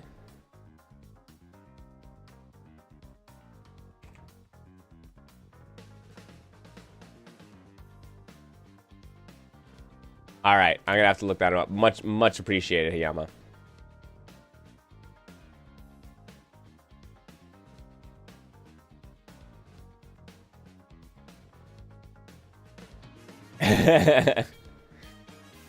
Look, just because you can doesn't mean you should have to. It's true.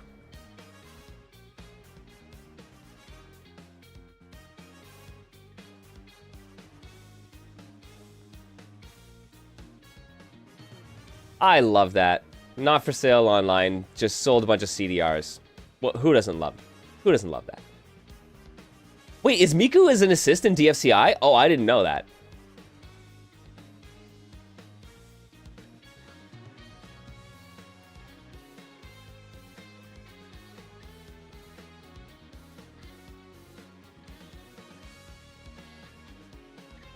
Okay, what the heck? What are we looking at, guys?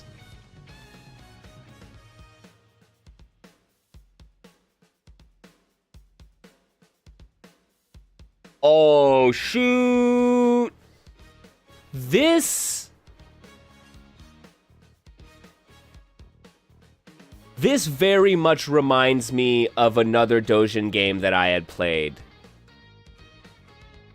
Oh, it is hella Street Fighter 2 with a little bit of anime, and it is hilarious. There was definitely a girl who references Raptor with like her chainsaw attacks.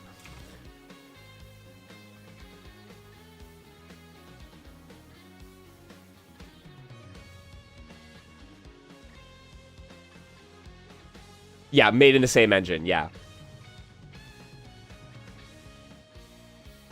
Oh, it is the one where the Genesis is the ROM, it's a Genesis ROM for the move list for some reason. Oh, this is this one. Okay. Okay.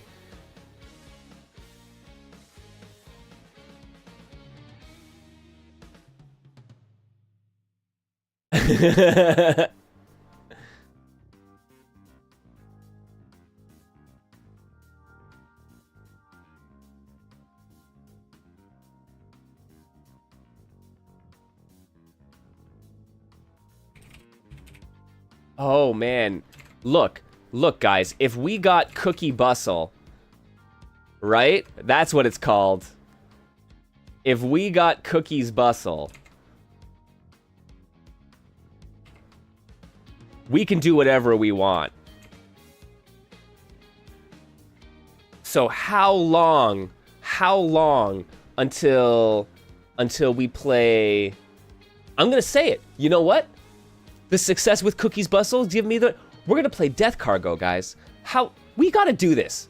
I'm sorry. It is very clearly fair dealing for me to play, broadcast, review, and critique a piece of art that has been released to the world. Why the hell should those guys go shut down? Who was the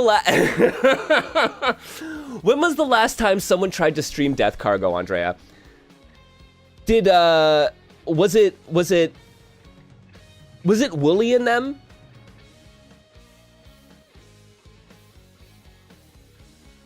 Yeah, that was a few years back. I would fight that, man. Yo, come for me, bruh.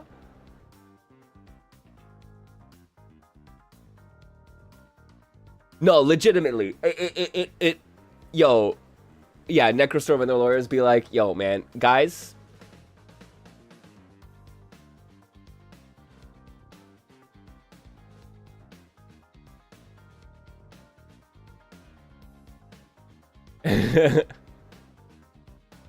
Yeah, they had to remove Death Cargo from their mystery tournament.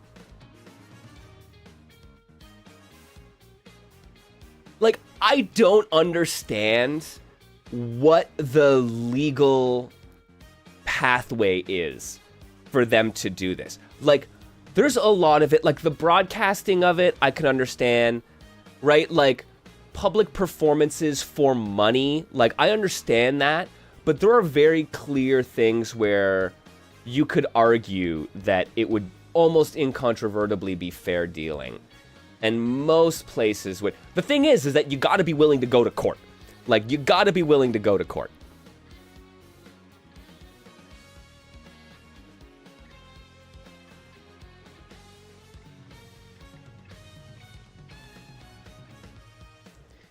Man, okay. Circle, were you there for our last big Exa conversation? Show us Death Cargo. That's bait.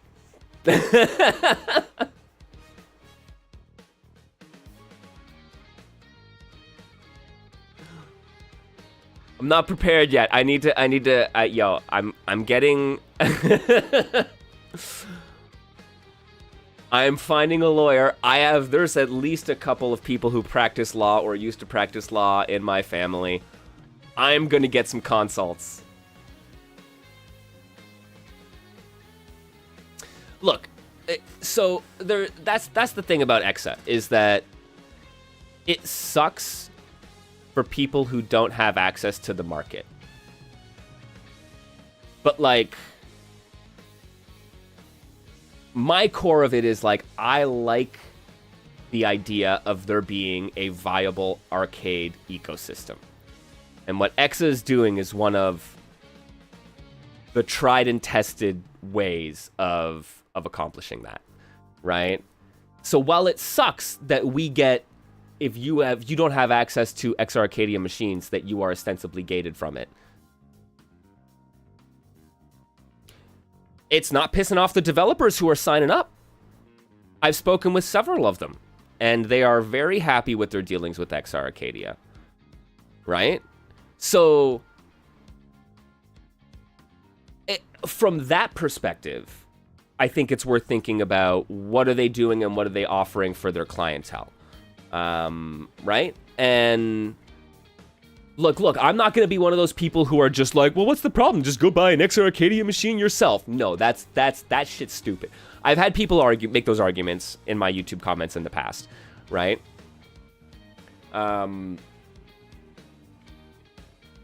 Yes. Okay, I don't know about that. The CEO definitely not the greatest person from what I have heard. The tales that I have been told, yes.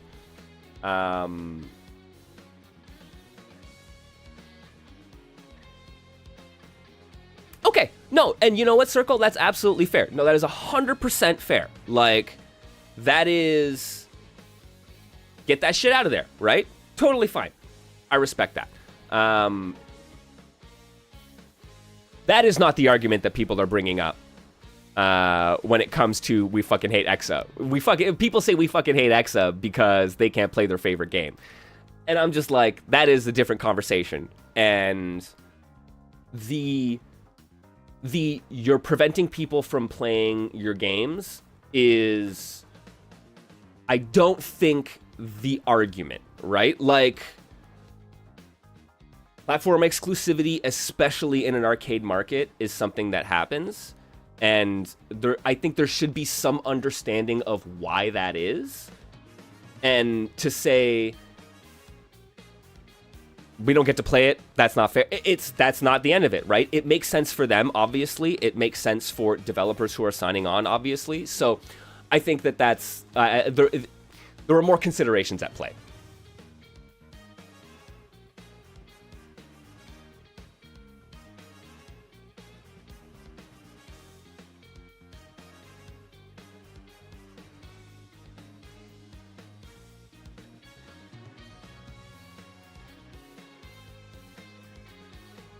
I mean, Exa hires developers to make their games. It's not like Exa is necessarily fucking it up, right? Like their contractors are talented contractors. Like, so, I mean,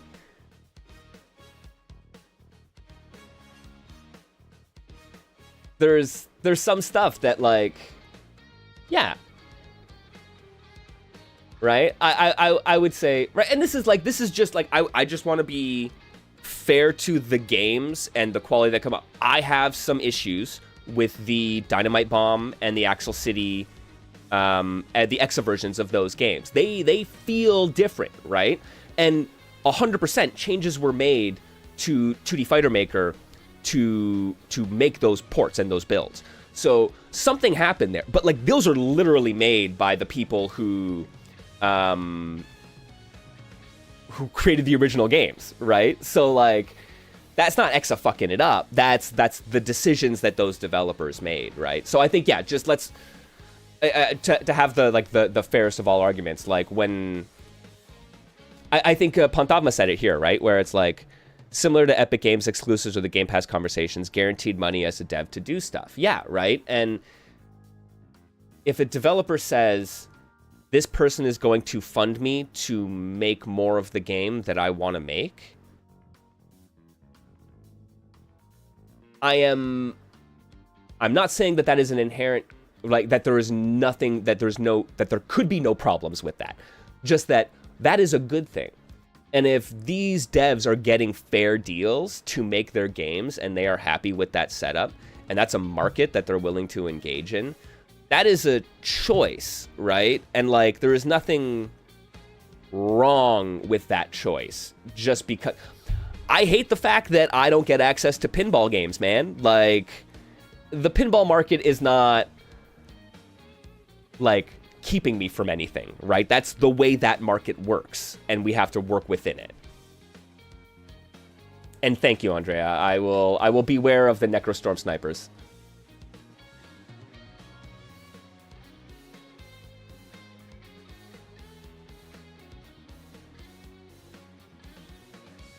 Yeah, shoutouts to Atsuken Men, who decided to never release Axel City 2 on PC because of piracy. Such a freaking shame, right? Dude, the number of people who have personally DM'd me to talk about Axel City and be like, why can't I play Axel City 2? Why can't I play Axel City 2? Is more than the number of people who have paid for Axel City on DL site, right? What does that say? What is it? Where are they playing? Like, where are they playing? They're not buying the game, right? I honestly, legit, I cannot blame them on that. It makes me sad. It makes me personally sad as someone who jumped through the fucking hoops so I could buy Axel City Complete off of DL site and Dynamite Bomb off of DL site. Oh man, that makes me super upset. But like, do I understand? 100% I understand.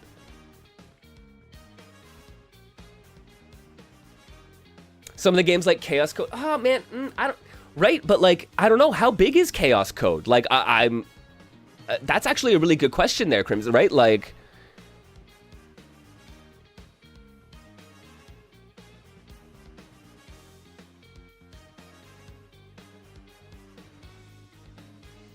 we've no signaled. I got so irate about people not supporting Atsuken and Axel City that I've lost the camera. Give me a sec.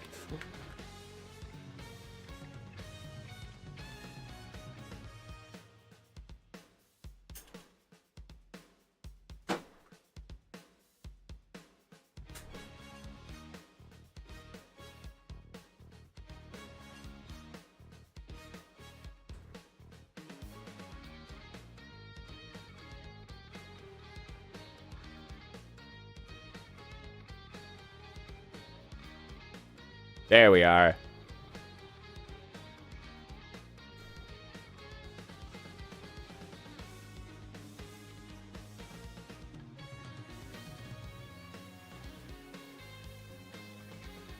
Chaos Code is a wild choice.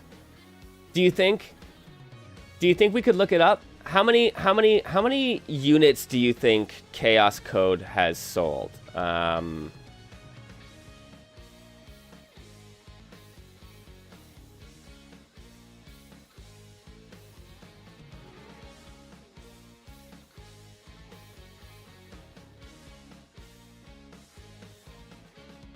Right? Because, like, this is the kind of stuff you got to think about, right? Like, if someone is going to pay you the money to develop the fucking game,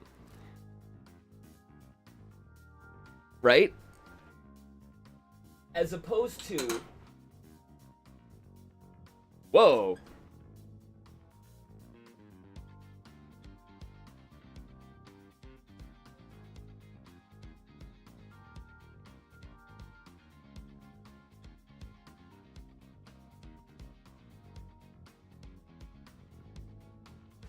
There we go, right? If someone's going to pay you to develop it, as opposed to you risking that how many thousands of people are going to have to...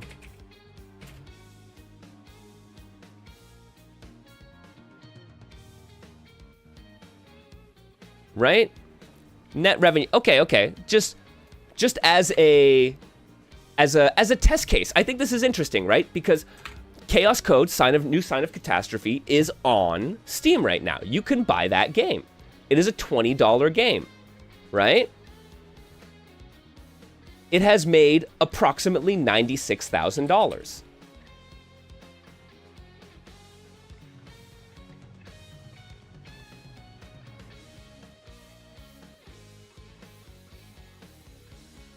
So under 5,000 people have purchased that game.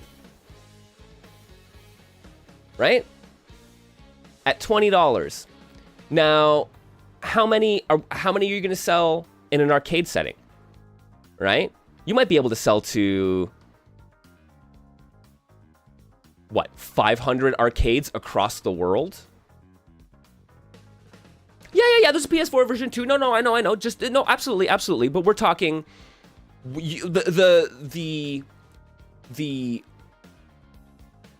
the argument was, right, there are so many, why not PC? Because there are so many people who will be willing to purchase it on PC. There are less than 5,000 people who are willing to purchase the previous iteration on PC. right? And so if you're 100K, like how much are they willing to support you? Is EXO willing to support you to get that so that they can sell it for thousands of dollars to arcade operators who can, make the money back through their own business, right? That is lower sales than you thought. Dudes, take a look. Go look at the estimated sales. These are not going to be perfect numbers. These are never going to be perfect numbers. But please, you will be fucking shocked how little some of these games sell, right? Like, the games that you see hundreds of people talking about selling fewer than hundreds of copies. This is why I got a little irate at the Axel City stuff, right? Because literally, it'll tell you how many copies have been sold on DL site, and that is way more than the people who are DMing me so they can get access to the game, right?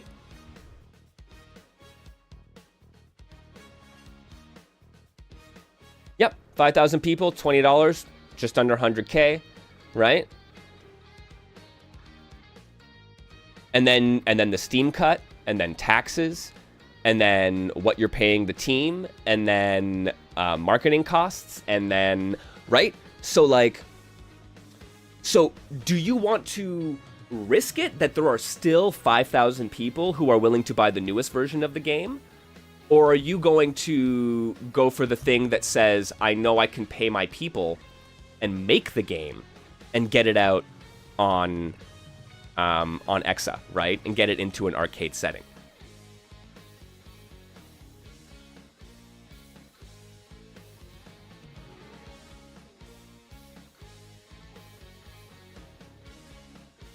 I mean, okay, Hayama, yes. They don't care. Exa is an eccentricity. Eric is a millionaire who wanted to own Neo Geo, and he just did it. There is some truth to that. There is 100% some truth to that, right? Like, this is being bankrolled by somebody who is independently wealthy, and that is one of the reasons they're able to do this. Like, so yeah, I don't know the economics of this. I don't know how much this is being propped up and how much this is a profitable endeavor, right? Like, the kind of estimates that I have been able to glean have kind of pointed me towards that, no, this is not making, like, this has to be supported from an outside source. Man, like, yeah, there is that. So, I mean, it also means that, yeah, like, perhaps per unit viability is not what Exa cares about, but ability to make the game is something that creators care about, right? So, like, there at some point someone saying, I'm gonna be willing to develop the game for XR Arcadia because it means I get to make it, and it doesn't matter to me that Eric is shelling out of pocket to do it, right? It means that it makes more sense to me than running the fucking gauntlet on Steam and hoping that that works out.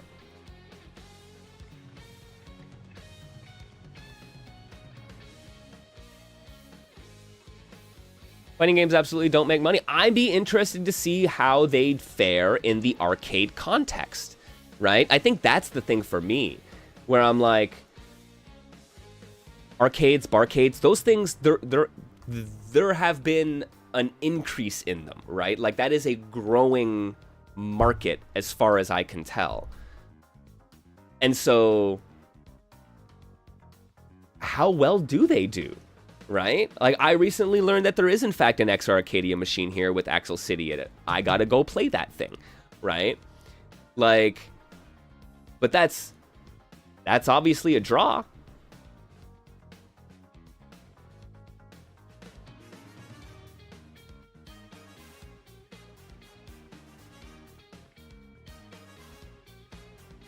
Yeah, 5K people is a lot.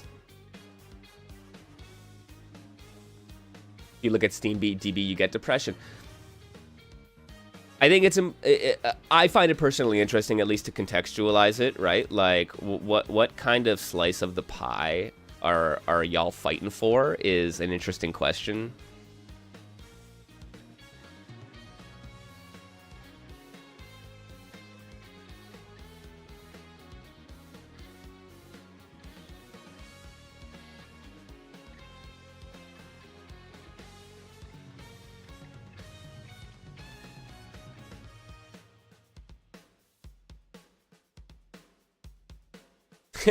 No exit piracy because Eric knows these and he's friends with mostly all the guys who crack arcade machines. That's interesting. I know he has so many ties to like the arcade and collectors market, and then the hardware end of things, and software, I suppose. I mean, too locked down for its own good. I'm curious what you mean by that. Like,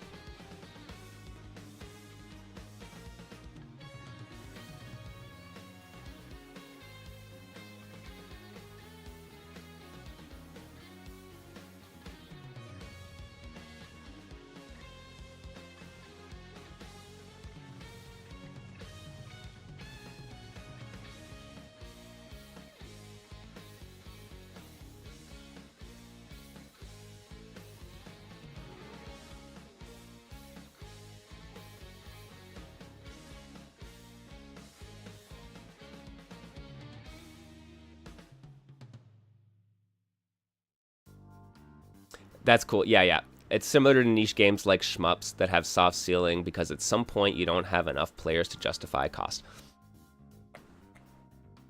That's absolutely a fair point.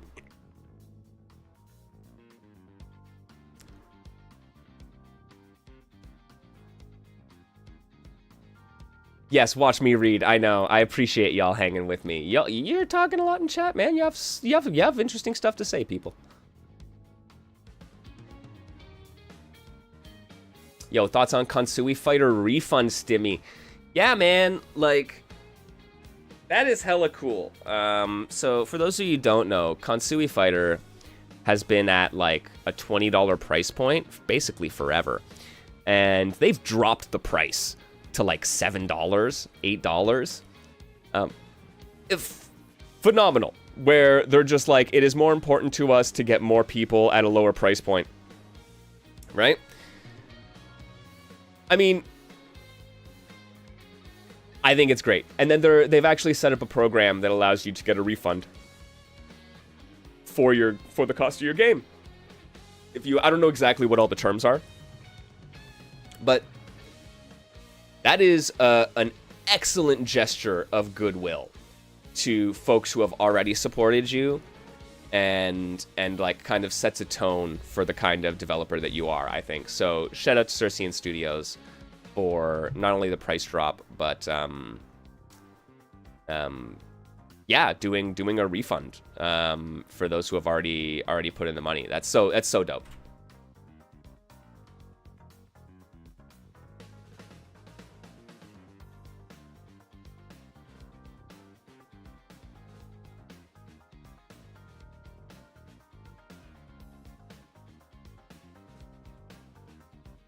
Man, I don't know how.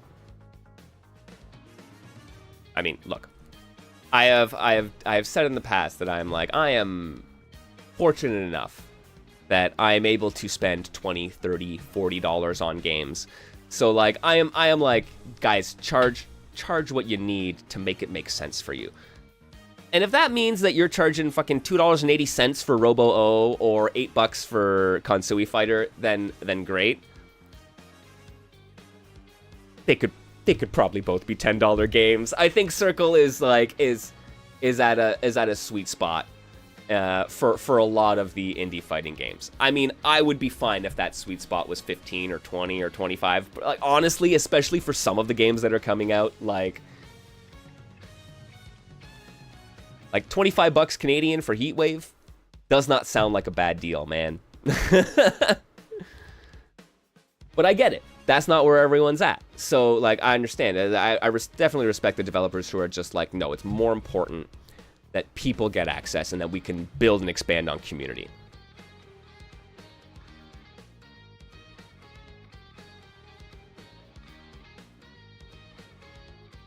I mean, yeah, Explode Judo is actually a great example of that, where I think that the quality single player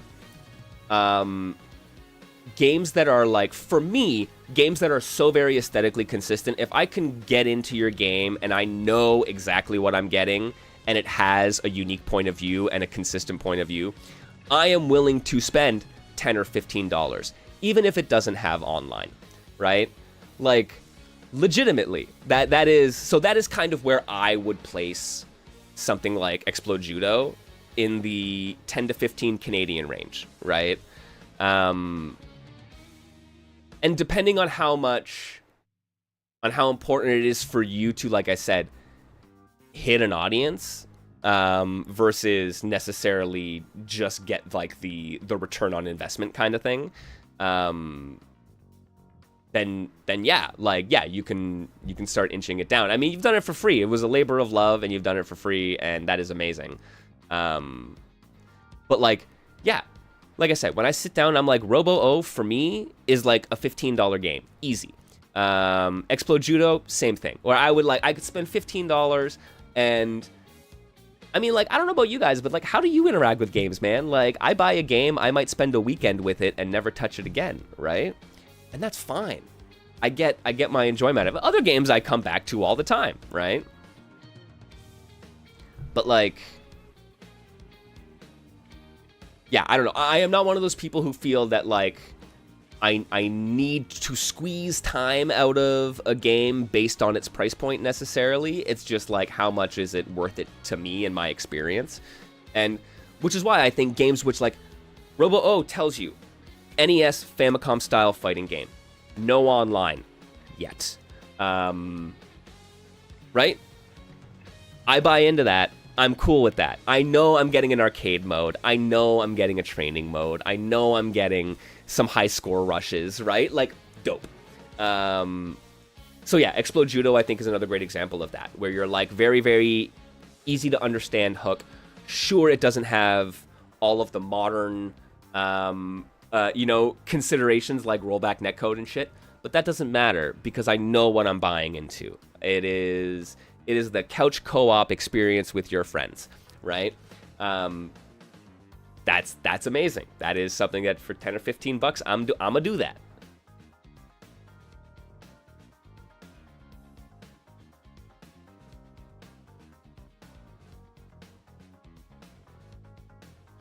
Oh yeah, that's a good point, right? Like, yeah, some players are supporting the game more financially in that way. Others is like the squeeze the game dry player. They support the longevity of it. Those are the folks that you know are going to be there in a year's time when it comes to running an event or running a tournament or something like that, right? Those are the people who are going to be in your community and your Discord to help onboard the new players who find out about your game. Absolutely.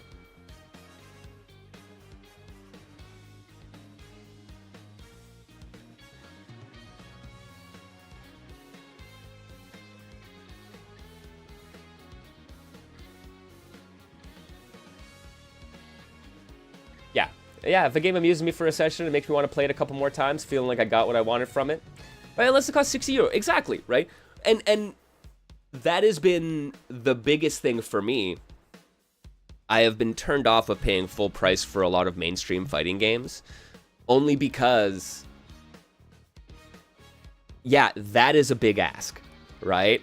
When I'm at $80, $90, $100 Canadian for a weekend, right? I mean, like, I am not getting enough out of my Street Fighter 6 experience for that, right? Because if I was doing that, I'd be going to a music festival, man, and I'd be chilling and vibing out for a weekend. That's kind of end up being my consideration, right? But like, when you start looking at it in that price range, so like I said, man, like the 10, 5 to 15 for the stuff where you're like, sure, I don't have online, sure, it's a limited scope. Right? Great.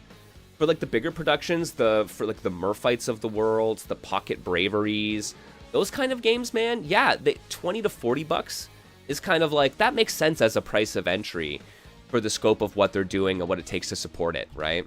And like, that starts getting into the range for me, at least personally, where I'm like, I'm hoping to get a little bit more out of it necessarily than just like an evening of giggles. But like, usually those games have enough meat on their bones that I'm going to be able to relatively easily, have enough things to do to spend my time there, and I'll be willing to do it, right?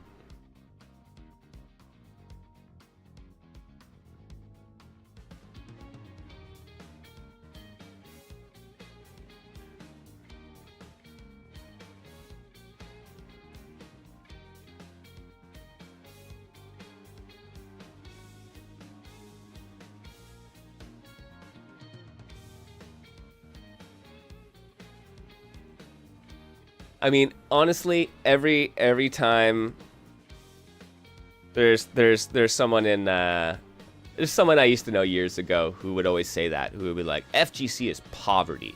You can't sell anything in the FGC. FGC, no money, man. And then would turn around and spend fucking $100 on custom keycaps for his mechanical keyboard. And I am like, my brother.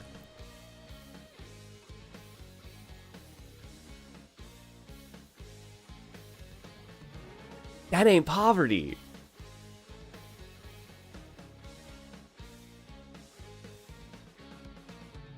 And no, that's not universal, but like when I see people who are like all about their sneakers say the FGC is poverty and no one can afford to pay for venue fee and shit like that, I am like, no, you have not prioritized venue fee, my friend. Those are two distinct things, right? And yes, there is, like, once again, no, this is not to dismiss anybody's like financial predicament or situation scenario, right? Like, yeah, I know folks who are hard done by, and venue fees do impact them. I'm not saying it's not a problem, but like, holy heck, we spend. I'm looking around at the shit that I have just here, right? Where I'm like, we spend on our hobbies that we care about.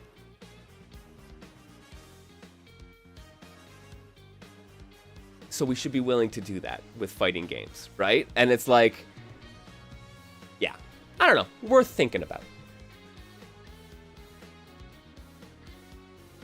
Yeah, can't sell anything FGC, $500 fight sticks in the room. Like, at a core, right?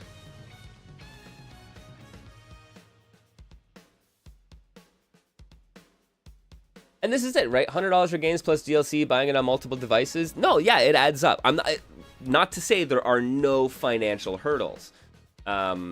Just to say the declaration that the FGC is poverty, I think is kind of laughable on its face when you look at, like, and I don't want to be misunderstood on this, right? I'm not saying that you are only part of the FGC if you are doing this, but like traveling to events. My guys, taking the time to travel to events, spending that money, even if venue fee was only $10, that is an expensive ordeal, a time-consuming ordeal that you are sacrificing time and money on, right? Like, and that is what we're doing in order to get together for our events, right? So, like, can we call that FGC is poverty, right?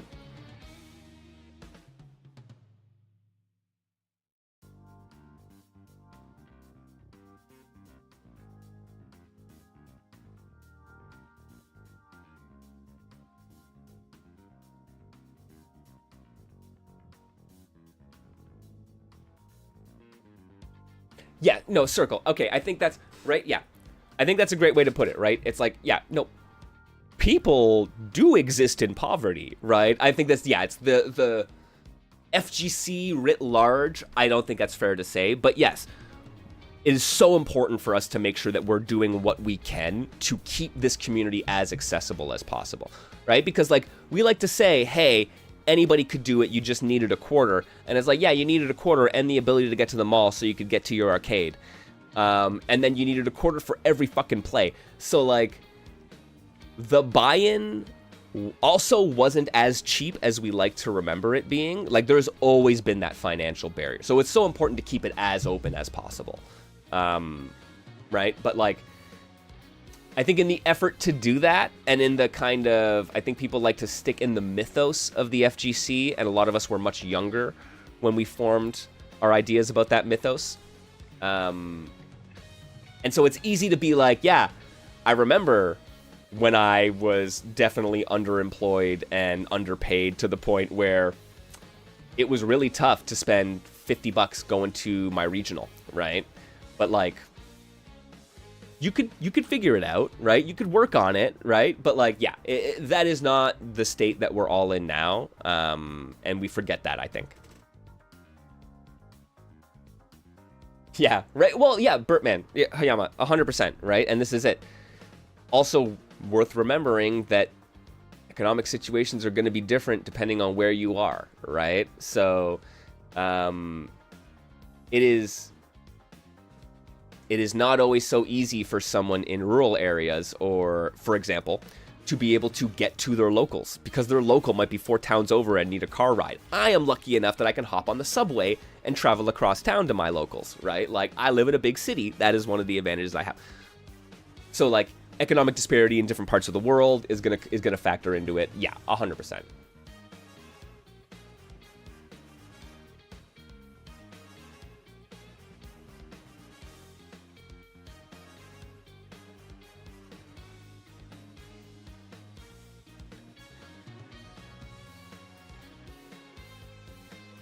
Yeah, correlation between poverty fighters and age, the Smash community versus FG community in your city, really different in parts for that reason. Huh?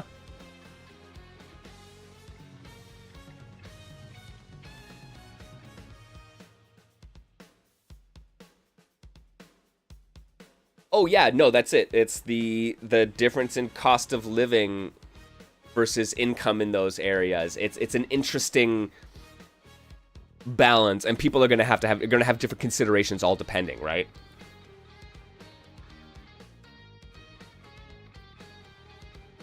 Yeah, Hayama, absolutely, right? If you were heavily into the Dojo Indie stuff in the early 2000s, that was because you didn't have the money for the console games. That is definitely, especially in, it's like a known thing in Latin America, like because of the way things are, like imports are taxed in part.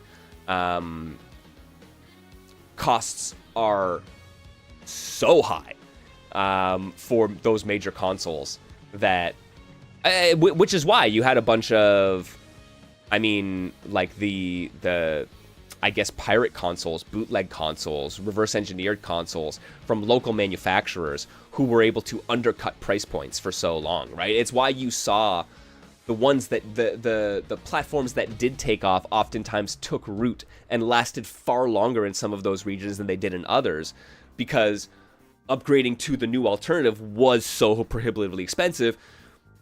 Local markets just developed games for these older platforms, right?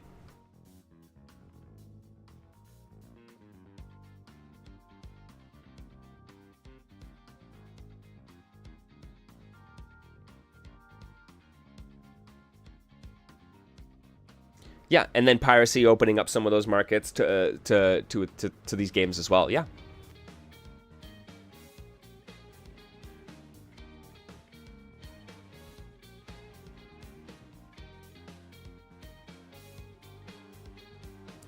Hey, well, with all that said, remember to spend your Bezos bucks, friends. Like, share, and subscribe. Check out the Patreon.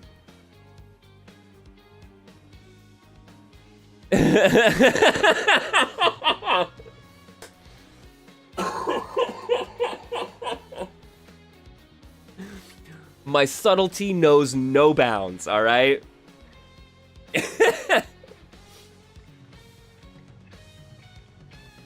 No, but for real. My whole thing is always about sustainability. What I want to do is be able to keep doing this. I want to not have to work the day job, and I want to be able to write and talk and make videos about these games and create community and host events. Those are the things that I want to do. So you know what? Call it hustle culture. I'm calling it sustainability culture, man. It is like, there are little things that I could do here and there, and doing these Twitch streams is one of them. Doing the Patreon is also one of them. But like, honestly, man, more than all of that, I am just so stoked. I'm always so happy that we have developed and grown a very cool community. Like, the Digital Basement community, my friends, is always amazes me. Y'all are insightful, kind, considerate. You've really like made the Discord and these streams places that I think people want to hang out in and want to come back to.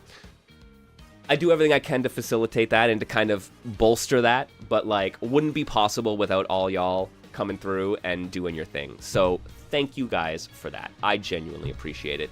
Tell your friends, bring in more cool people. Please come into the Discord and be hanging out. And because legit, that is, for the last couple years, that has been my goal. Is more than like, sustainability is part of it, but can't sustain it if we don't have something to sustain. And the people and what we're doing here is what we're doing. That is what we're here to sustain.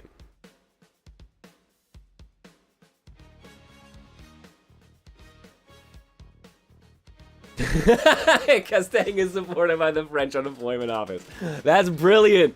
Oh my god, that's brilliant. You just gotta put the official seal, the emblem of France, just like the government's emblem, right on Castaigne's box. Put it right on the box, man. Brought to you in part by French taxpayers.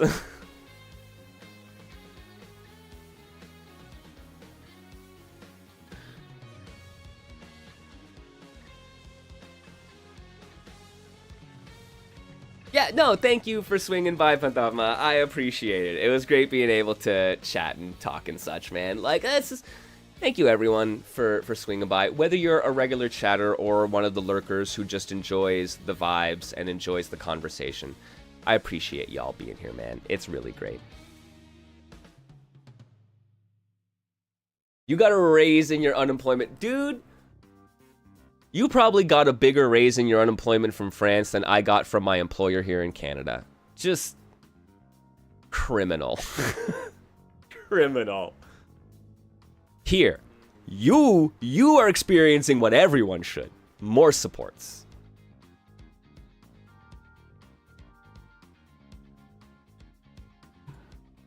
Oh my god. Yeah.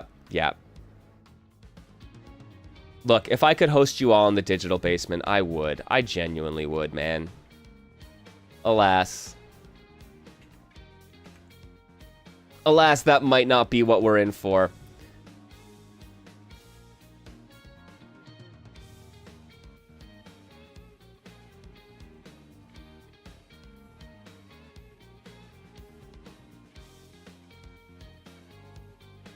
All right, friends. Let's see. Is there anyone here? Is there anyone here we're gonna raid?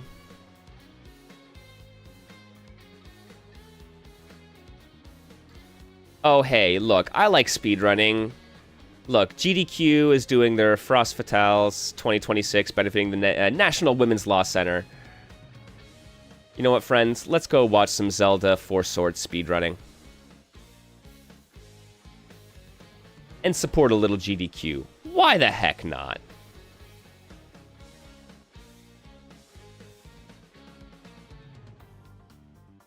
All right, my friends, yo, thank you all for joining me here on Niche Fighter Monday. I appreciate it so much. I will be back next week, of course, with more Niche Fighters, and probably with some retro stuff in between, so come on by on Thursday and Friday night, and check out some retro streams with us, too.